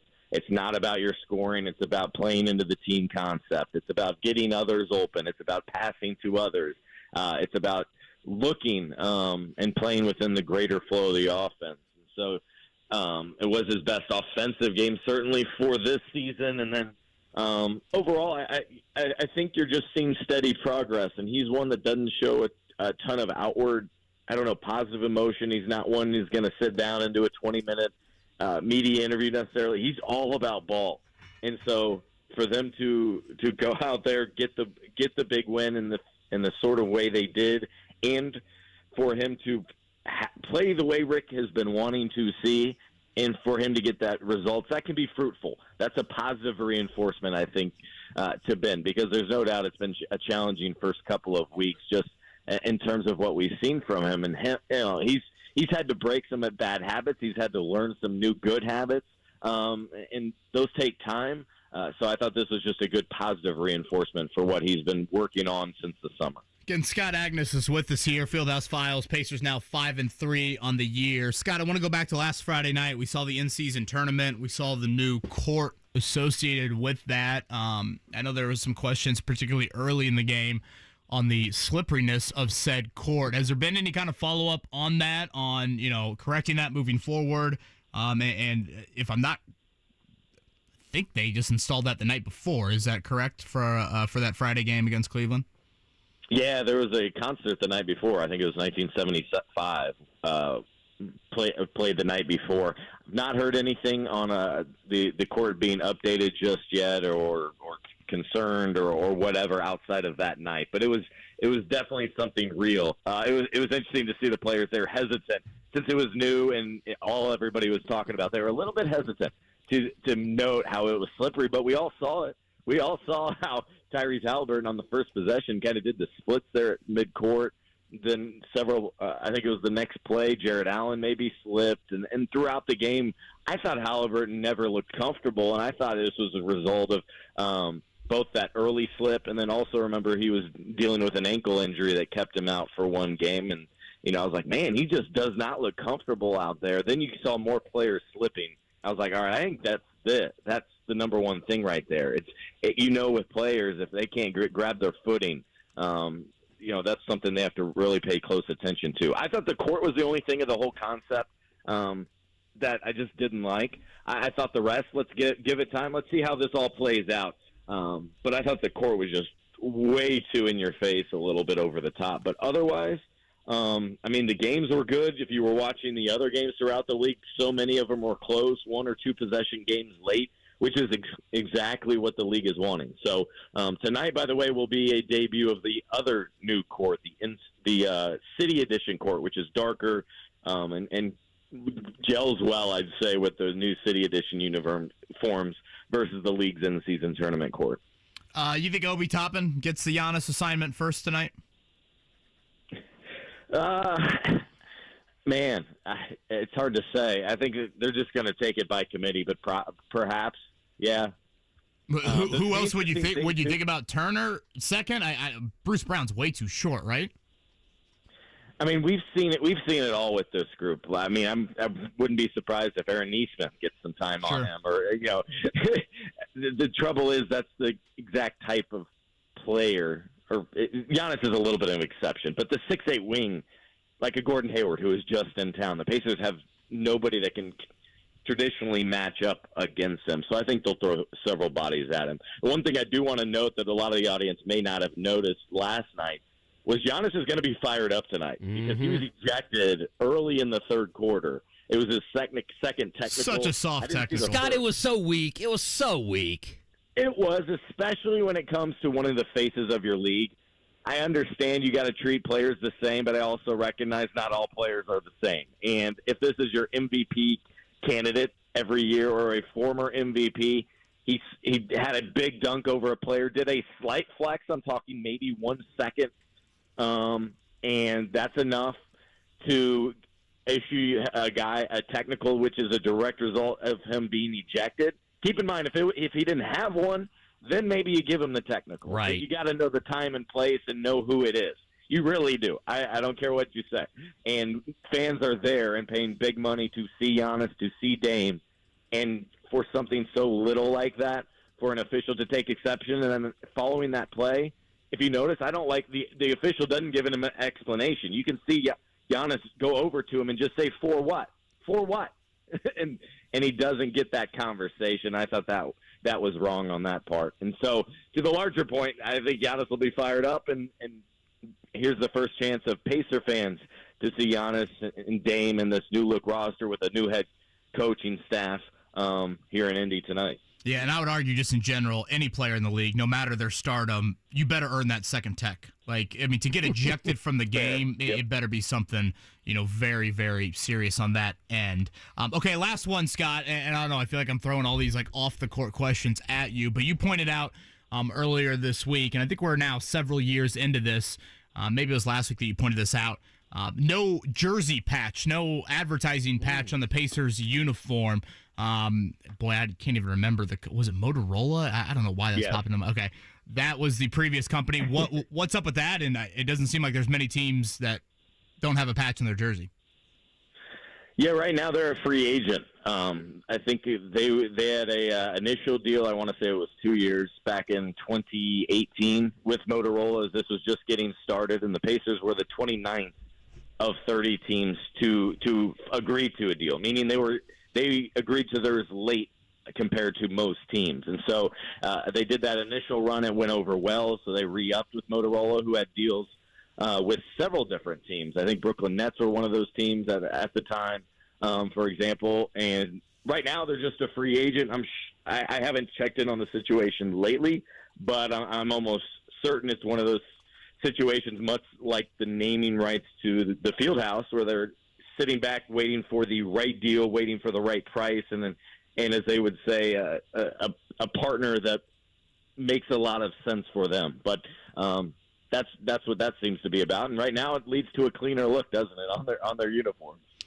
We just got this listener question here from Ozzy, curious about the in-season tournament. Pacers are 1-0 in that.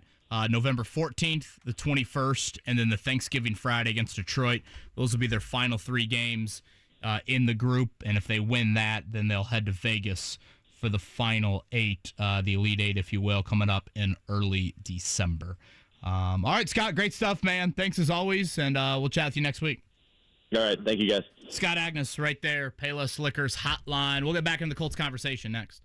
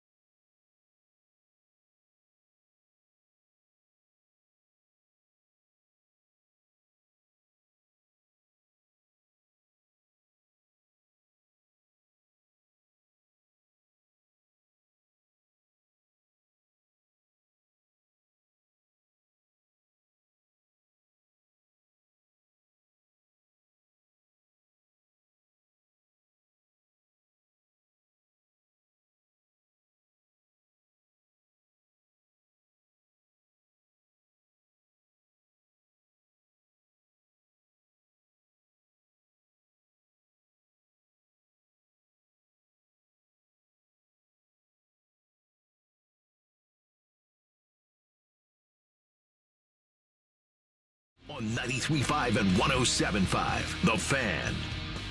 I appreciate Scott Agness joining us. Fieldhouse Files. A lot of Pacer talk today. Pacers winners last night over the Utah Jazz, and now the Bucks in town coming up tonight. Our coverage at 6:30 right here on The Fan. We're having a Horizon League commissioner is coming on next, right? Yeah, Julie Lach. She's going to join us coming up here. On the other side, obviously, they've had a pretty strong footprint over the Coliseum with several Horizon League championships. And then I think we mentioned earlier in the week, you see Purdue-Fort Wayne beat DePaul. I did see that. Northern Kentucky and Washington tonight, so something could happen there. We only have a couple minutes here, so I'll just throw a fun story your way. Have you seen in the the last couple weeks or so, KB, that Al Michaels, because every Thursday game seemingly stinks, that Al Michaels has found that he's catching popularity by telling everyone how he doesn't eat vegetables. Have you seen any of this conversation? No, I've not. Tell me more. Okay, so Al Michaels has never had a vegetable. He hasn't had a vegetable in 40 years, he said. Jeez. He doesn't eat any sort of vegetables whatsoever, which is whatever. I don't care. It's funny. Rosie Bowen's on that same track record here. I think a lot of people are. So he's clarified, by the way, that he counts a potato as a starch, not a vegetable. So he does eat potatoes. Okay, it's a good clarification. Oh, potato's not a vegetable. Yeah, I think we would. I wish. Yeah, I do too. So here's Al Michaels' top 5 most hated vegetables. They've released this before tonight's game, so I'm sure this sounds like a first quarter item for Bears and Panthers. It might be more of a third quarter. It's kind of a boring game. So here you go. I'll go 5-1. Number 5 most hated vegetable for Al Michaels: mushrooms. Oh, easily. Okay. Number 4, onions.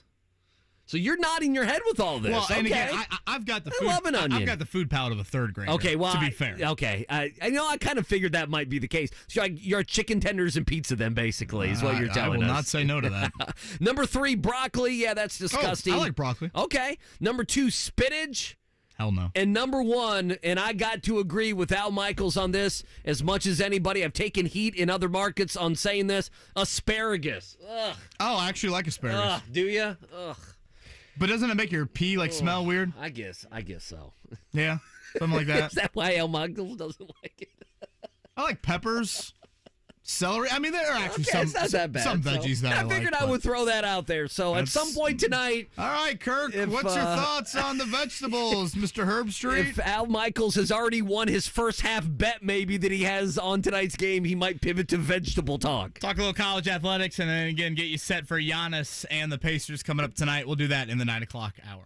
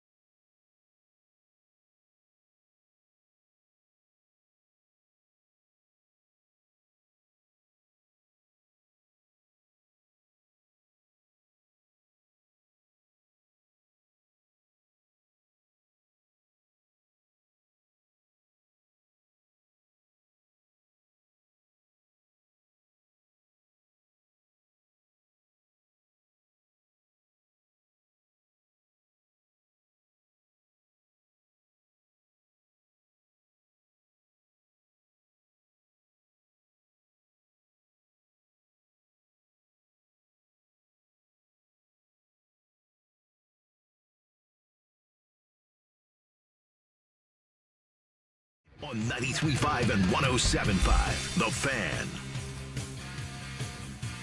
I was looking on the TV above you, KB, and the ESPN guys on Get Up were doing their midseason NFL MVP.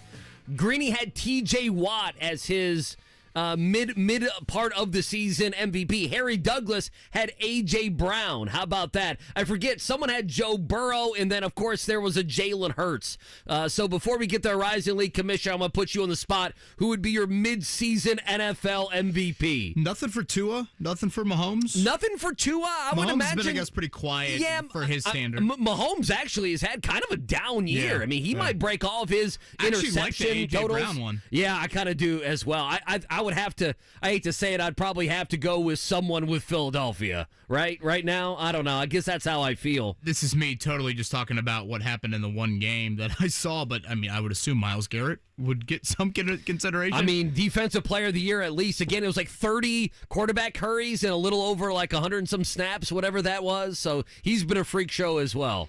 Yeah, A.J. Brown, I mean, the consistency that he has put up. It's the worst trade in NFL history. It got a GM fired. You know, it was great a few years ago when you saw Devontae Smith finally win the Heisman, because so many times it's just you have the whiteout and they point to his quarterback, and even in the NFL, whether it's Tyreek Hill with Tua, whether it's Jalen Hurts. I mean, and Jalen Hurts and Tua are both great players. Don't act like they aren't. But still, I think those whiteouts individually, they deserve a lot of credit. Yeah, you could even go Tyreek Hill with that one. I mean, to me, I would throw him in there. Tua, I would like Tua, but they just got to get like that one marquee win. You can't beat up on the Patriots and the Giants every week. It can't be the Jets every week. It's got to be somebody else. And again, a bye week coming up for a lot of those names we just mentioned. Dolphins on a bye, the Eagles on a bye week as well. So, are you a Colts midseason MVP, or do you agree with Zaire Franklin? Would you go Kenny Moore? Would you go somebody else? I went Zach Moss. If you remember, when we were going to do this last week, and then Bobby Knight passed away, and obviously we spent all day Thursday and even part of Friday, and then Friday we got you ready for the Carolina game. The only reason I went Zach Moss is there was nothing else there.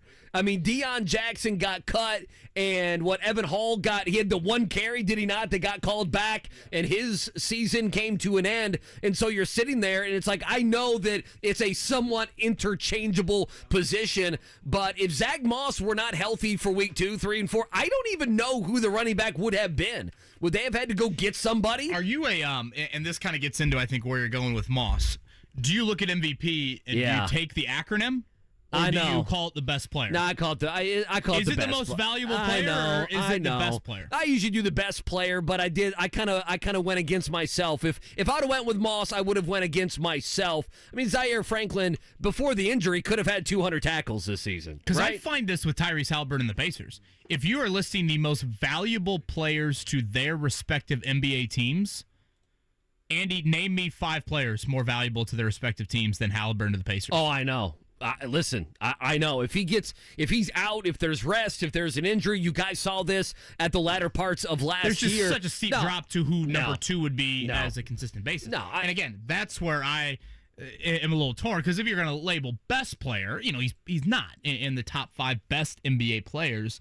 But when you get into that valuable part, that's where I think it becomes really, really difficult. A story that we have not got into that I was going to bring up in one of these kind of like opening segments, and now I'm looking for it. Did you happen to see? So ESPN puts together their top 25 players under 25. Have you seen this at all? No. Okay. Now, is this NFL related? No, sorry. This is NBA. Okay. You mentioned Tyrese Halliburton. He's obviously very high on this list. Players under 25 years old in the NBA. The top 25 under 25. Luka's number 1. Okay.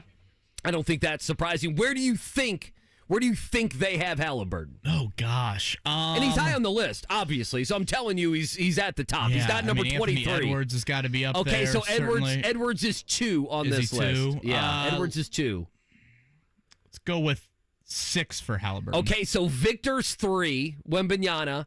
Tyrese Halliburton is 4. Ooh. And he's over Ja Morant at 5 and Cade Cunningham at 6. Now, who is this anonymous GMs, or is this just strictly? No, I think this is just the ESPN gas media, bags. Media people. Yeah, Okay. I think it's just the ESPN guys. Well, it's round Bobby out that Marks. full top 10. Yeah, it's Bobby Marks, Kevin Pelton. I don't know Andre Snellings. I don't know him, and Tim Bontemps. I don't know him, So but yeah. who's after Halliburton at 4? So after Halliburton at 4 is John Morant at 5, Cade Cunningham at 6.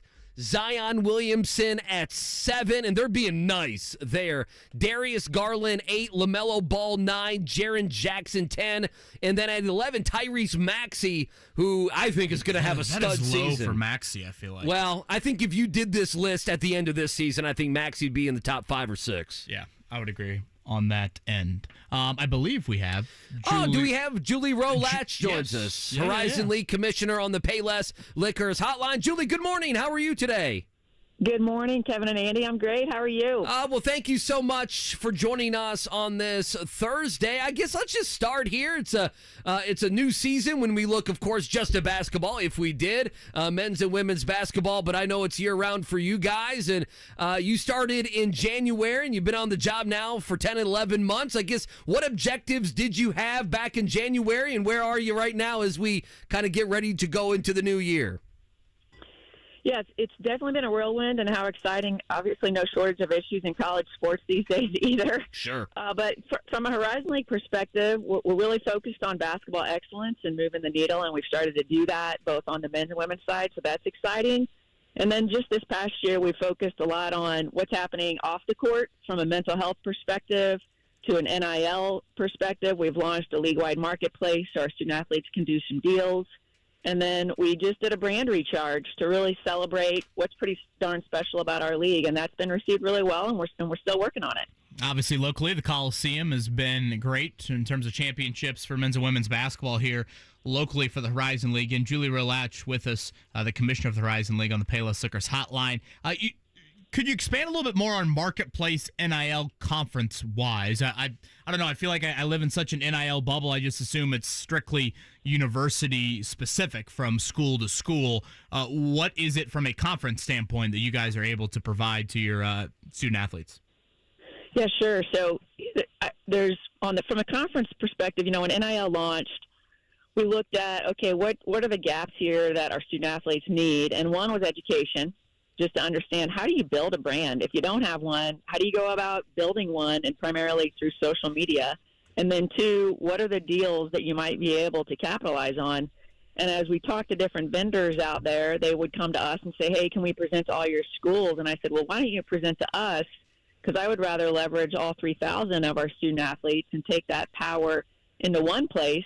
And then we can attract brands like we have, like Dunkin' Donuts, to hire some of our student athletes because they're thinking, well, if I can search not just one school, but across our 6-state, 10-city footprint, because we've got 2 schools in Detroit, let's really think about how we could capitalize on that. And it's worked well. We've done just under $300,000 worth of transactions for our student athletes. I should say we. It's not we, it's them.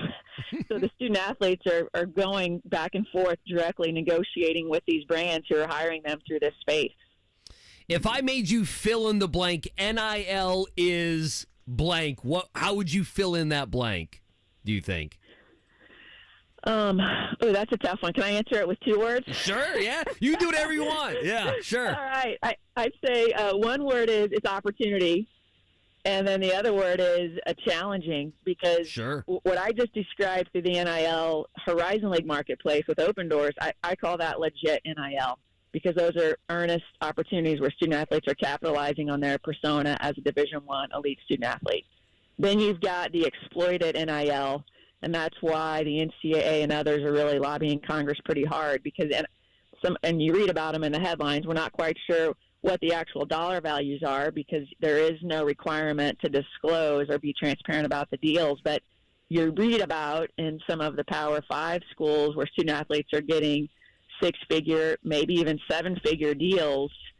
And that's not because of who they are. It's because those collectives want those student athletes to go to those schools and play. And that's where there's been a real movement of we've got to figure out how do we get this space regulated. Because also those deals aren't always in the best interest of the student athletes. We don't know how much money they're actually getting versus how much their advisors or agents, I put that in air quotes, are taking from those deals. Again, Julie Lach is with us here, Horizon League commissioner, as the men's and women's season's underway. Shout out to the Purdue-Fort Wayne men's team. They got a big win over DePaul. That is Big East DePaul the other night. You guys have had such kind of a geographic footprint, I feel like, here in the Midwest. I know Robert Morris, I feel like, in addition here somewhat recently, so extending a little bit there. But for the most part, you've been very geographically centric to the Midwest. Do you see that continuing to be kind of how you want to be branded? Because obviously some conferences, it's like, wait a minute, show me on a map where some of these schools are? Yeah. Well, there is a reality to travel. I mean, I'm getting ready to head from Indianapolis to Detroit today for our men's soccer semifinals.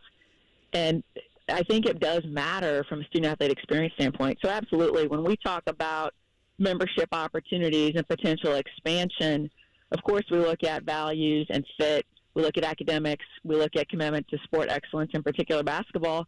And then we do look at geographic proximity to our current members. From our perspective, it doesn't make sense to crisscross the country for competition when our student-athletes have to get back to class or need to study for finals or just are balancing the rigors of being a Division I student. So we absolutely look at that. Now, to your point, it's not to say we wouldn't push out on our borders a bit. Robert Morris was a tremendous add and also brought us Pittsburgh. And that's been, I think, a unique, distinctive factor of our league. We're in some major metropolitan cities, which provide some pretty outstanding experiences for our student-athletes. Julie Lach with us here, Payless Liquors Hotline, Thursday on The Fan. You know, I just got thinking, obviously you mentioned the DePaul game. KB just mentioned that, and tonight, Northern Kentucky. I did sports radio in Louisville, so I know a bunch of people went to Northern Kentucky, the Fighting Norse, Julie, and so they have a big game against Washington. Tonight, actually only about 12, 13-point underdogs there on the road. You know, the Horizon League, along with many others, one-bid leagues, whether it be the men or the women. Are you in favor of expanding the NCAA tournament? You know, I hate to give the qualifying answer, but it depends. How big would we go and under what circumstances? And what would be the criteria for those additional teams getting in? Obviously, some changes were announced with the NIT last week that I did not support, nor did many of my commissioner peers. So it's got to be a more thoughtful, collaborative process. I know that the men's basketball committee is taking a hard look at that, as is the women's basketball committee. And that's part of their job, but those are also commissioners and ADs that can go about it in a thoughtful process. And part of it is what does that mean from a timing standpoint? How's that going to impact our regular season, our conference championships? So it's not a straightforward of, let's just add more games. I think it's got to be, what are the pros and cons of it? And I guess for those that missed that NIT announcement, and correct me if I'm wrong here, Julie, but basically in years past, let's say, Purdue-Fort Wayne wins their regular season. They don't win the tournament, therefore they don't get into the NCAA tournament. They would still get a bid to the NIT, and that is no longer? You're right. That is no longer. And we've had some teams have some real success in the NIT. Valpo a few years ago went all the way to Madison Square Garden when the finals were held there. We had Oakland win a few games recently. Youngstown hosted Oklahoma State last year, and it came down to a last-second game. So, I mean, that has been an extraordinary opportunity for that deserving regular season champion who might not be able to put 2 days of great basketball together when it comes time for our tournament. And for strong leagues like ours that have a lot of parity, it's not just one or two teams every year, that having that NIT opportunities are a big darn deal. Again, Julie Lach with us here, along with the Horizon League commissioner duties. She's also the chair of the Indiana Sports Corps board right here in our great city, which brings tons of invaluable events to the city of Indianapolis. What is next on the calendar there? Obviously, I know we've got the All-Star game coming up February.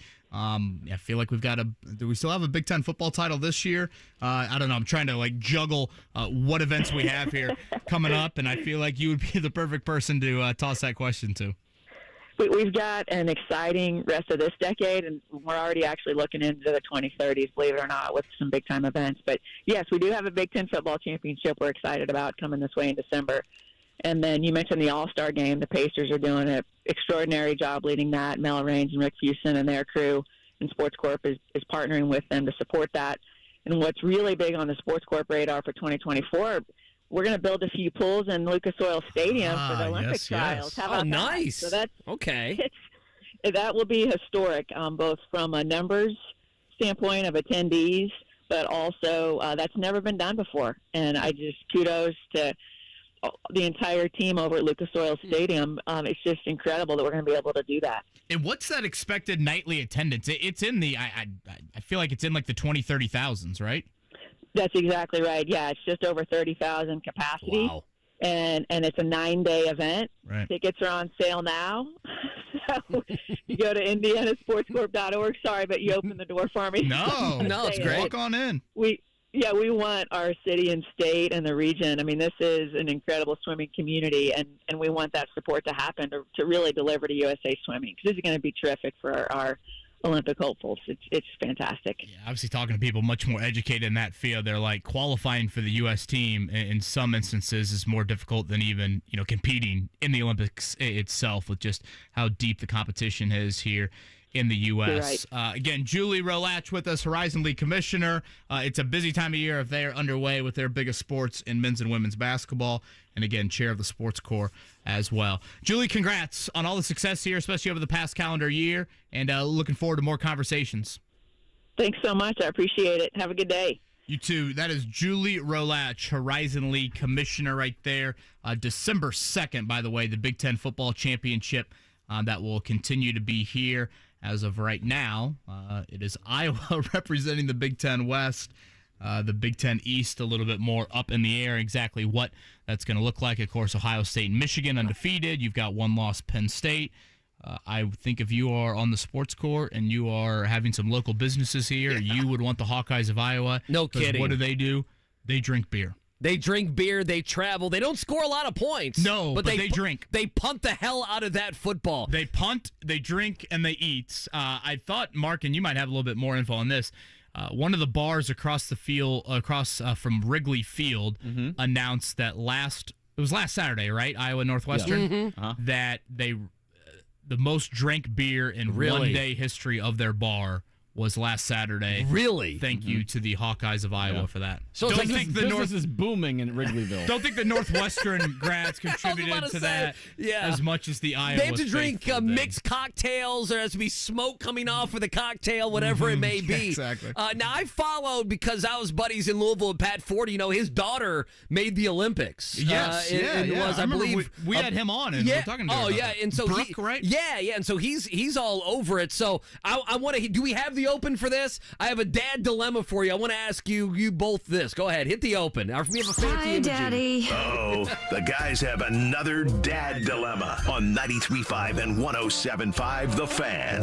All right, so here's my question for you guys. You like that, don't you? Look at KB smiling. He likes that. I know. That was a pretty good intro. You know where you take your baby? And this is training, and I understand it. So they're not scared of the water, and so they know what to do if they're ever in this situation. If they fall in a pool, they take your baby and they throw the baby in the pool. Yeah, have you seen this? ISR. Yeah, I don't know. Is that the acronym? I don't know what it's called, but is this something either of you have done, are going to do? Should I do this? I'm opening this up as a forum here. We did not do it, and all three of our girls are avid pool kids. They love going to grandma and grandpa's and going to the pool. They are just fine. Yeah, we did you not. Don't do it either. Okay. Rosie did do a class. I think I mentioned this before. The best part about Rosie being in the class was the other parents could look at Rosie and say, at least our kid is not acting like that in the pool. So she was kind of the uplifter. That's how I'm going to take a positive spin on it. She was the uplifter of everybody else in said class. But to Mark's point, Rosie is very much likes to swim and be around the water. So we did not do that with Max either. It looks too frightening to me. It scares the hell out of me. And I know it's probably smart and it's probably the way to go. And obviously there are some just frankly horrifying stories from kids drowning. Sure. So I clearly understand why people do it, but it just looks too scary for me. I got scared the other day because I was driving and my middle daughter, who's 4, she just ran out of the blue. I was just listening to a sports podcast out of the blue. She goes, "Daddy, how did you make me?" And I'm like, "Oh God, we're not having this conversation, are we?" That's a haymaker. And then she's like, was like a robot? I'm like, yeah, you were like a robot. That's how it was. I was like, oh my God, get me out of this conversation ASAP. I was like, hey, you want to listen to the Little Mermaid soundtrack? Right. Taylor Swift is on. Transition out of this All right now. Moana on the ones and twos here to get us the rest of the way. Well, good job making sure you did a nice job kind of spinning out of that one, Mark. Man, I'm telling you that they'll have 30,000. So you are leaning towards no with little gas? I don't know. See, my wife was a swimmer like in high school, and she grew up around the pool. And if you look at me, I sink to the bottom. Like, I am the most non-graceful person. You got a cannonball off a high dive. Yes, in a pool of water ever. But I had a co-host back at another stop of mine that he showed me the video. I mean, they took this little baby and they threw him in, and he immediately knew he's face down in the water. Yeah, flip over to and your back. immediately knew how to flip over. And I guess it's a good thing, but it seems to be the most scary thing, the scariest thing that a parent, honestly, could watch there for a few seconds as their baby is face down in 10 feet of water. Yeah. Ugh. No thanks on that. Anyway. Maybe by doing that, we're passing up on our kids one day in the U.S. Olympic trials. We were at Santa Monica Pier, and our oldest, we were trying to take a photo when it was just her. And she was sitting by the sand, like by the water, so the waves were hitting her. And a big wave just, boom, knocks her down. And for a second, she's underwater, just like looking up at us like, dear God. So that was our little parent scare right there. So, Jesus. So that is July, June, right, over at Lucas Oil? 9 straight nights of it? Yeah. The U.S. Olympic trials? That's a big deal, man. Yeah. That's a huge deal. They have like a night swim situation. You get like $5 to do night swim.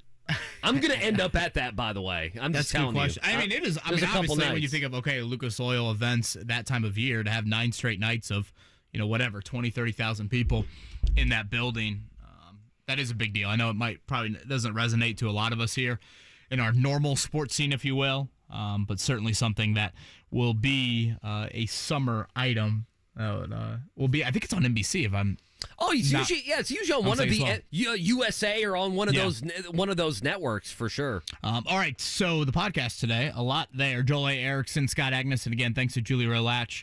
Talked a little college athletics and Indiana Sports Corps with us. Before we get to a pop quiz, that would be 317-239-1070. Let's go to a morning checkdown. The Morning Checkdown on 93.5 and 107.5 The Fan. Yeah, Pacers winners last night, 134-118. Benedict Mathurin, maybe one of his finer nights as an Indiana Pacer, so says head coach Rick Carlisle. Are we going hyperbole with some of the Rick comments? I don't know. About Benedict? I don't know. Here, go ahead. Clip one. This was probably Ben's best game in 2 years. People want to see him shoot a bunch of shots and score a bunch of points, but that isn't necessarily what wins. What wins is being a part of a system, doing your job within a system, taking the right shots within a system, running to the corner when your job is to run to the corner, and making simple plays. And I thought tonight he just took some major steps. He was the highest plus-minus guy, I believe. He earned the 38 minutes. That's how it's got to be. And we have to have all the guys in our rotation, all the guys that are our depth players, just thinking the same way. Yeah, again, they left kind of Mathurin in with that second unit. They were critical not only at the end of the first quarter, where you had some very shaky moments early on, and then into the third quarter. That final score would get a little skewy. It was not the Pacers in full control throughout that one. So Mathurin with Aaron Nesmith and Jalen Smith and Andrew Nembhard, especially those four, really played pretty good last night as the Pacers moved to 5-3. Again, it's the Bucks tonight, as we've talked about all morning long. Giannis ejected after 21 minutes last night. Frankly, I thought it was an awful, awful second technical call on him. You got to feel bad for the Pacers, right? They happen to be in his way tonight. Yeah, I mean, isn't he going to be pissed off? I think I don't know if he's going to be pissed off. The only thing that kills me about this is he only played 21 minutes. I mean, if this was going to be, let's say it's a close game, even though Detroit's not very good. Yeah, Lillard played, 38 minutes last night? If it's a close game and Lillard had to play 38 minutes and Giannis had to play 35 minutes, I'd feel a little bit better because, the Pacers stars Mathurin 38, Halliburton 31, Brown 32, Nesmith 30, Smith 20. 25. So a lot of their main guys played a full game because, as you said, until the last, halfway through, maybe even a little bit more than halfway through the fourth quarter, this was a close game. This was a losable game for the Pacers. Again, the Bucks are favored by 3 in this one. They have won 11 of the last 12 meetings with the Pacers, and frankly, the matchups have not been very close at all. This will conclude a 5-game homestand for Indiana before they play 2 of 3 in Philly coming up Sunday and Tuesday.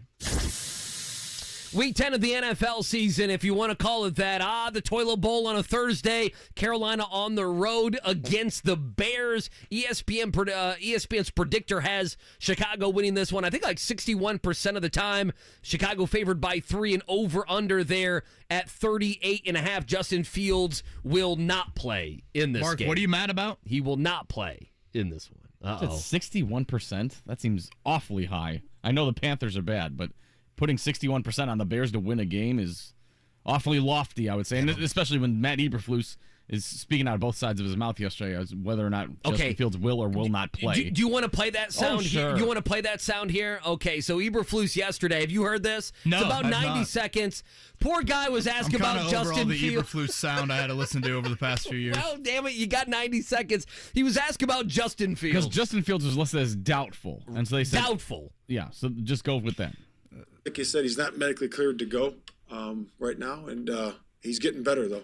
I mean, he's accuracy's improving. He's throwing it better, and he's starting to do more and more and more. So we'll see where it goes. And right now we're listing him as doubtful, and we'll see where it goes from there. If he's not medically cleared, well, how come doubtful versus out? Yeah, just to see. We got to give him one more day. But he's working hard, and it's getting better every day. So we'll see where it goes. He's not playing tomorrow. Yeah, he's not playing. What hasn't the medical staff seen given the clearance yet? What is it? What are they telling you? What's that? What is the medical staff telling you in terms of why they haven't given him the clearance? Yeah, it's really just the clearance is just obviously he's got to be cleared to play with the medical staff, and so it's really about him feeling good about it and the medical staff saying that he can go in there and function, and he's just not there at this time. Is it an issue of grip strength or? It's everything. It's all improving. The grip strength, the accuracy, the ability to function as a quarterback. It's all right there. It's getting close. I'm having trouble understanding. He's not playing, but he's doubtful. Is he out or doubtful? Now he's listed as doubtful. But you're saying that he's out. He's not going to play. We'll see where it goes. The chances are doubtful, 51% that he's in or out, and it's going to be. We'll see where it is. We got a little time left, but again, we'll declare him out when he's out. Right now, we're still listing him as doubtful. Listening to that, hell are you talking? Clears it right up. Listening to that was more painful than watching the Bears this year. Oh, I love that kind. I love that. I love the reporter going, so I don't understand you. Is he doubtful or is he out? Courtney Cronin, shout out to her, by the way. She was there asking one of the earlier questions. But, gosh, Mark, how about Mark just popping out of his chair for that one? Kylan's doing a great job, by the way. He was ready. Learning the board here and helping out. She's going to fill in a little bit down the road. And all of a sudden, Mark from the cheap seats hops out of his chair. Pushes her out of the way. Feels the urge to say something. Someone in the YouTube chat the other day is like, I miss Matt Eberflus. I'm like, well, he'll be looking for a job in a couple months. So if you want him, you can come get him. Jim Harbaugh to the Bears. Yeah. By the way, I don't believe that guy, that man or woman, misses him. I don't know why they would put that in the YouTube chat. Moving on, the Colts injury report from yesterday. Again, it was just an estimation of their walkthrough. So no practice until today. The best news: Braden Smith listed as a full participant. So if Braden Smith goes today, it will be his first practice participation since October 12th. Andy Sweeney, he hasn't practiced in about a month. He's missed 4 straight games. 2 practices enough? For me, it is. Yeah, if he's cleared to play and they feel good, you always have a backup plan there that has been pretty good the last couple weeks. You feel confident with that backup plan if you have to go to that. But for me, if Braden Smith's ready to go, listen, they're going to have to run the football. And if it makes it better, makes it easier to run the football, play Braden Smith. And again, if he's not right, you can go to your backup plan, which you've done the last month. Of the guys on the did not participate list, that would be Drew Ogletree, Zaire Franklin, Josh Downs, Juju Brents. Who is most needed for Sunday? Okay, so I would go Downs 1, right? And Franklin's Franklin's a better player there, but don't you have to go Downs one? Don't you have to? I think given you they have look at nobody it two else. ways. I would not have Juju Brents just because New England just doesn't throw it. And they can't throw it very well. And their wideout core is probably the worst in the NFL. Certainly up there with those teams. I could listen to a Zaire Downs debate. Yeah, I think might that's go a little what it bit more is. Zaire just because you want to have the quarterback of your defense Sure. there. You know, I think New England's going to try and run it at you. Without Grover Stewart, of course, we saw Carolina have some success as well. By the way, Grover Stewart back in the Colts building.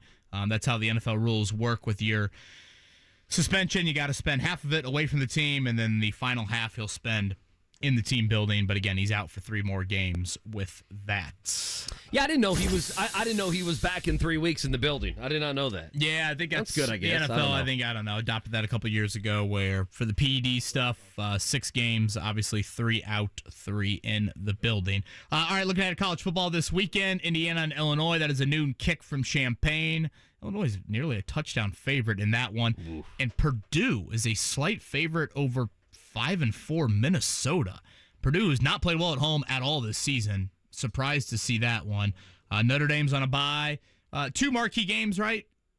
This weekend, Penn State, Michigan, and Georgia, Ole Miss. Yeah, I think those are the main ones. Game days in Athens. Yeah, I mean game days in Athens. And by the way, if Georgia wins this one, not that it matters too much, but if Georgia wins this one and they beat 2 teams that are in, top 15 team in Missouri. Missouri only dropped a spot or 2 in the playoff rankings, losing to Georgia in a valiant effort. And then a top 10 team in Ole Miss, Lane Kiffin, a respected coach. They have to be number 1. I mean, they have to. I mean, if you look at Ohio State, they beat Rutgers. Like, okay, and they have Michigan State this weekend. I mean, those are nobodies in the Big Ten this year. Missouri and Ole Miss are 3 steps ahead of those teams. Georgia should be the number 1 team in the country already. And it's time for the pop quiz. Mark, we having phone issues? Oh, boy. Yeah, so we're having phone issues. So I can hear them. They can't hear me. I don't know what's going on. So we might have to play a little color roulette where I just put you on hold. That. And we'll just see who this mystery person is. Did you try unplugging it and plugging it back in? I've done all the basic things I could possibly do. And, of course, and Eddie White, if you've been listening throughout the week, you will have heard I've mentioned the Monon Bell. Eddie, a staunch DePaul supporter. It is the 129th playing of the Monon Bell in Crawfordsville. Greg Rakestraw will have your call on that. DePaul undefeated, Wabash 7-2. The winner goes to the D3 playoffs. Most importantly, the winner gets to ring that damn bell. 1890, the first meeting between these 2 schools. Again, that'll be Crawfordsville coming up this weekend. And an unbelievable atmosphere per usual for that one. The all-time leader in the series, it is the Little Giants at 63, 56, and 9. Can't believe we've had 9 ties in that series. Unbelievable. That's disgusting. We don't need a tie. Get out of here. That is. This is soccer? Come on. I know. Unbelievable. All right, we'll do our spontaneous pop quiz. Is that next? Yep. All right.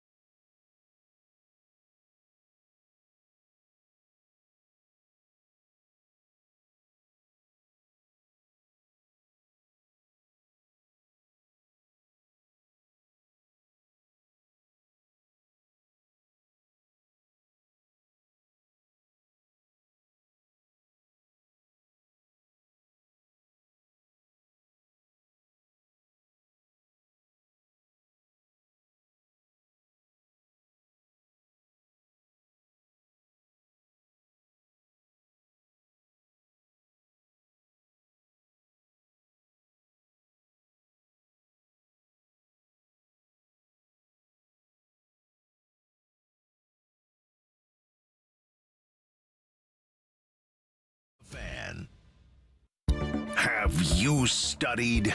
Can you handle the pressure?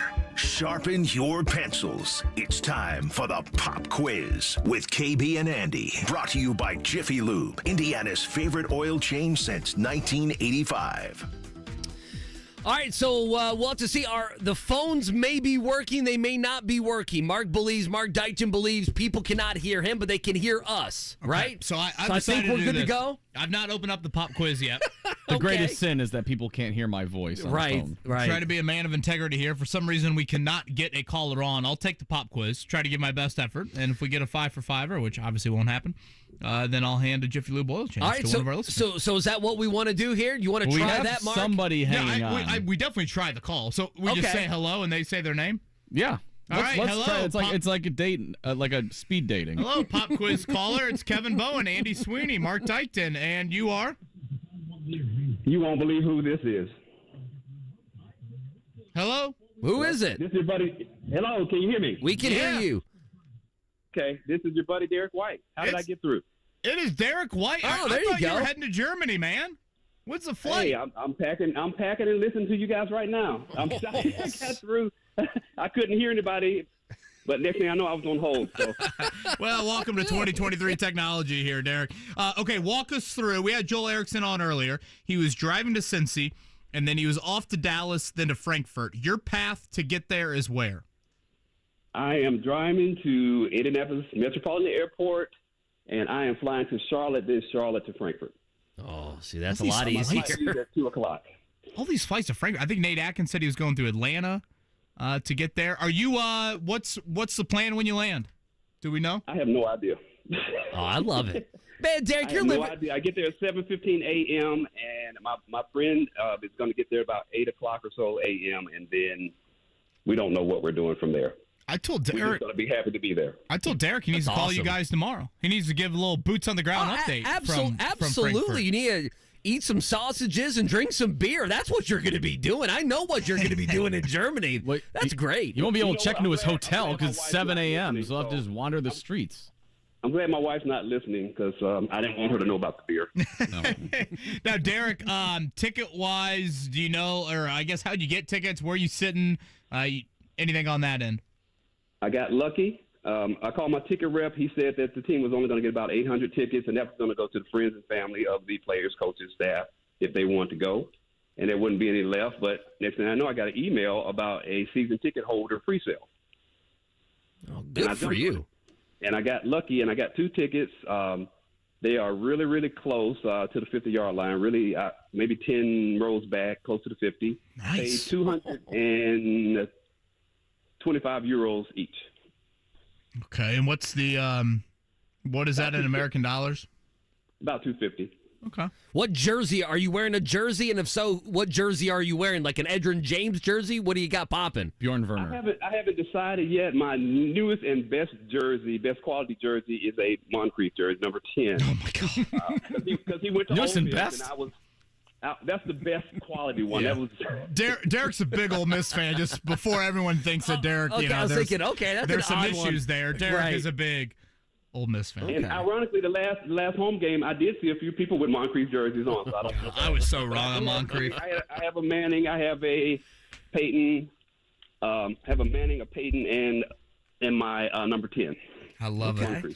Well, Derek, safe travels over there. I thought it was interesting how Stacey Dales mentioned with us yesterday how loud the 50,000-seat stadium felt for Chiefs-Dolphins. So I'll be curious to get the report back from you on that. Andy Sweeney, you want to throw number 1 at him? All right, Derek, let's go, man. I'm rooting for you here. All right, number 1, the Colts and Patriots play Sunday morning in Germany. You'll be there. Do the Colts have a winning, losing, or a 500 record in international games during the regular season? Again, winning, losing, or a 500 record. What do they have? Oh, man. I would say losing. I start there. Number 2 here, Derek. Which of the following New England Patriot quarterbacks has never started a playoff game for the franchise? A, Mac Jones. B, Scott Zolak. Isn't he their color guy on the radio? He's a radio guy. He's a madman, too. Yeah, he's nuts. C, Matt Castle. Or D, Steve Grogan. Oh my God. We mentioned this guy earlier in the show. We did. I know I was halfway listening and packing, so I'm sorry. He was a Vikings quarterback. That's when we mentioned him. I don't think that helps you at all. No, probably not. What was the? Yeah, that doesn't help me. What were the names again? Mac Jones, Scott Zolak, Matt Castle, or Steve Grogan? Let's say Castle. All right, question number 3. The UConn women's basketball team pounded Dayton last night, 102-58 in the Huskies season opener. UConn has won its last 28 season opening games, the second longest active streak in women's D1 basketball. Who has the longest active streak? Is it Stanford, Iowa State, LSU, Princeton? Oh, my goodness. Well, I'll give you a hint on this one. LSU just lost the other night, so it's not them. They lost their first game. Yep. What were the other two? AB and Stanford, Iowa State, Princeton. Iowa State. Oh, boy. Unless you want to throw me another hint. Derek, you don't need him, brother. All right, number 4 here. The Angels have hired 71-year-old Ron Washington as their new manager. I hate that. Who is the oldest? Boy, first Joel Erickson, now Derek's bringing I'm glad that Derek has an opinion on that. MLB manager hot take. I was going to say, scorching here on November 9th. Who's the oldest manager at the time of his hiring in MLB history? Is it A, Washington, B, Tony La Russa, C, Casey Stengel, or D, Jack McKeon? Oh, my goodness. I'm thinking Jack McKeon. Unbelievable. All right, here we go. The hints have got to go out the window here. And now you know your old school baseball's coming. You know, that's what Scotty's going to end with. Question number 5. Happy 92nd birthday to Baseball Hall of Famer and World Series winning manager Whitey Herzog. With which team did Herzog begin his career as a manager? Oh, Was it the St. Louis Cardinals, the Kansas City Royals, the Texas Rangers, the California Angels? I have no idea. I'm going to say, since there's a lot of St. Louis Cardinals hate here, maybe St. Louis Cardinals. All right, let's see how Derek did there. Number 1, Colts and Patriots. Again, that is Sunday in Frankfurt. Do the Colts have a winning, losing, or 500 record in international games? It is a losing record. Loud and proud. Andy, he kind of reached into the clouds for Matt Castle. Yeah, I mean, that's the whole thing with Matt Castle. Correct. They went 10-6 and missed the playoffs that year, right? Yeah, when Brady got injured, that was his claim to fame. 10-6, I don't think missed the playoffs. I would not have gotten that one right. Iowa State. Yep. Correct? Yep. That is correct. By the way, 80-year-old Jack McKeon? Was that serious? 80 years old when he was hired? Let's go! Unbelievable. Number 5, Andy. 4 for 4 for our buddy Derek as he heads to Germany. Yeah, Herzog began his managerial career with the Texas Rangers in 1973. You don't get to come back tomorrow. You don't even get a lousy copy of our home game. You're a complete loser. You know, I thought we were gonna get maybe the Ursay sausage clip for Germany there. That's I don't know. Like that one? For some reason, Is that in the hotkeys? I thought that would be appropriate to play before the Colts head to Frankfurt for that. Would you rather go 0 for 5 or 4 for 5 on the pop quiz? You know, it's the old, would you rather lose your final insert high school game by 21 or lose on a last-second field if you're 0 for 5 and you're good content, but no offense, the gentleman we had about 2-3 weeks ago who was 0 for 5, one-word answers, had no idea. He was Belichick, right? Yeah, he had no idea the difference between the NHL and the NBA. See, that was bad content. If you're going to be bad, you got to be interesting. So I guess I would rather still be 4 for 5. That's rare air. I don't know how to make sausage. I don't know what goes into sausage. That is rare. Are we getting an Ursay collection over there? I'm shocked he doesn't have a concert over there this week. Yeah, like at a pub or something over there. Granted, sure. you probably have to send that equipment over pretty early. ago. 6 months ago. What did Mulaney Lowe tell us right after the Philly joint practice game? I mean, probably his Les Paul guitar is how expensive, you know? I mean, I'm sure go he's that got a Peter nice one. Frampton, Jim. We got to send it on the boat. First practice of the week today for the Colts. We'll preview that. And also Pacers-Bucks one final time.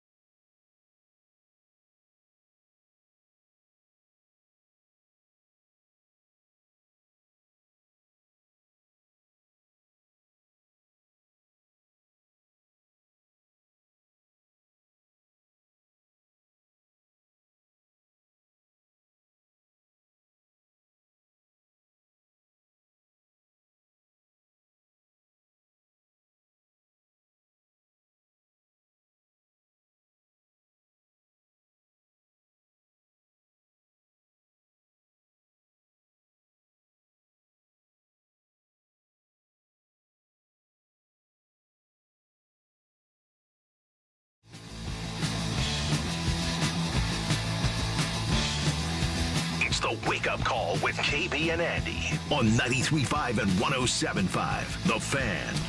Yeah, been a fun show. Colts, Pacers. We've talked a lot today. You miss any of it, 1075thefan.com or wherever you find your podcast. We appreciate that as well. Right there on the website, you can stream us, take us anywhere in the world. Derek can be listening in Germany on the way over, and you can listen right here in Indianapolis, 1075thefan.com. Query and Company coming your way at noon. JMV coming your way at 3 o'clock. Are you nervous at all with the hair procedure? We grow hair, Indy. You're going to be going under the robotic knife tomorrow at about this time. I am a little nervous. I'm naturally a pretty risk-averse human. I can't say I've had like too many, procedures, surgeries. I've been fortunate from a physical health standpoint.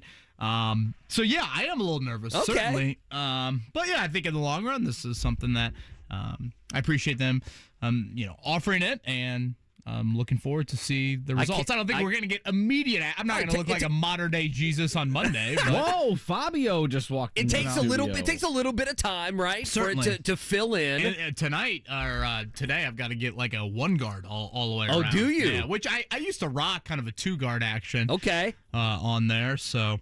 Yeah, the YouTubers will certainly see a very new look, especially early on in the process. And I guess the couple TV hits that I do here in the upcoming week, it'll be a new look for me as well. I was about to say, are you going to be? We are both hat guys. Yeah, I don't think. So I think I can how wear is that going to change? Fitting, and again, I mean, full transparency. I wear a hat in the mornings because showering is not typically on the radar early in the mornings for me. So yeah, I will have to. Good to know. Either not don a hat, or I think they said very loose fitting hats could be worn as well. But I don't think my Larry Legend one hat? that I'm rocking today. I used to be Team Bucket Hat. But I am not one anymore. So you used to be Team Bucket Hat, really? Oh yeah, rock 'em on the golf course. Okay. Yeah. I can see that being the case. Love the old bucket hat. There. Your gut feeling on tonight and Giannis. You won't be in here to talk about it. I'm optimistic about the Pacers. Okay, I am. Obviously curious to see what is it all Obi Toppin? How much Turner? How much Jalen Smith? How much Aaron Nesmith giving up a little height? Certainly, with what happened last night in Milwaukee of him getting ejected from that game, that'll be something to keep an eye on. But, I'm optimistic about the Pacers. And I think there's also a little bit of, and maybe this is where some of the optimism comes from, Andy, it's a little bit of I expect more. Like, sure, it's unbelievable to me that you've lost 11 of 12, and all 11 of the losses are at least by 9 points. And the spread tonight's 3.5. So I just think you've reached a point now in your rebuild with, okay, you need to be more competitive. Like, way too often in this series it's been, and Giannis is not playing in the fourth quarter, and, this and that. So I think that'll be something to where my expectations are also at a higher level. We've talked about Giannis so much, and, that's going to be a fun scene at Gainbridge tonight, but when Giannis went out, when he was ejected in the third quarter, Dame Lillard took over, and he's different than what they had, right? Like Drew Holiday, they trade him away, and that's a guy that does a little bit of everything, and Dame Lillard is not that. You can't point to a bunch of great defense that he has administered, if you will, his decade or so in the NBA. But what you think of is a guy that can go out there and score 30-some-odd, 40-some-odd points and go win a game. And so, I understand the Giannis conversation is out there. How they guard Dame Lillard as well is going to be interesting. You would imagine that would be Brown, at least early on, or would it be Mathurin? I don't know. I mean, what do you think about that? I mean, Dame Lillard, to me, is almost just as interesting. Yeah, I would think Bruce Brown. I know, it's funny how we've talked so much about Giannis, and like you mentioned, we haven't even mentioned Dame. Yeah, I would assume Bruce Brown. I would think that would be your first option there. Again, Chris Middleton did not play last night, out due to illness. So we'll see about his availability for tonight. And then I think the Colts injury report. I mean, this is it. They're going to practice today, and then they are in Germany tomorrow. So from Isaiah Franklin, Josh Downs, Juju Brent's standpoint, those are a trio of guys to watch as well. Braden Smith, again, the expectation is he will practice today. That would be the first time he has practiced in a month. You don't expect Juju Brents at all, right? I know you're mentioning him. I kind of have him out of my mind at this point. Again, some of these guys, if you practice on a Thursday, Friday, but, the multiple week thing, Juju's dealt with so many injuries this year. And again, the bye week changes things for both the and downs. That's a great point as well. So it'll be Mark Dykton and Andy Sweeney finishing out the week for you. Thank you, boys.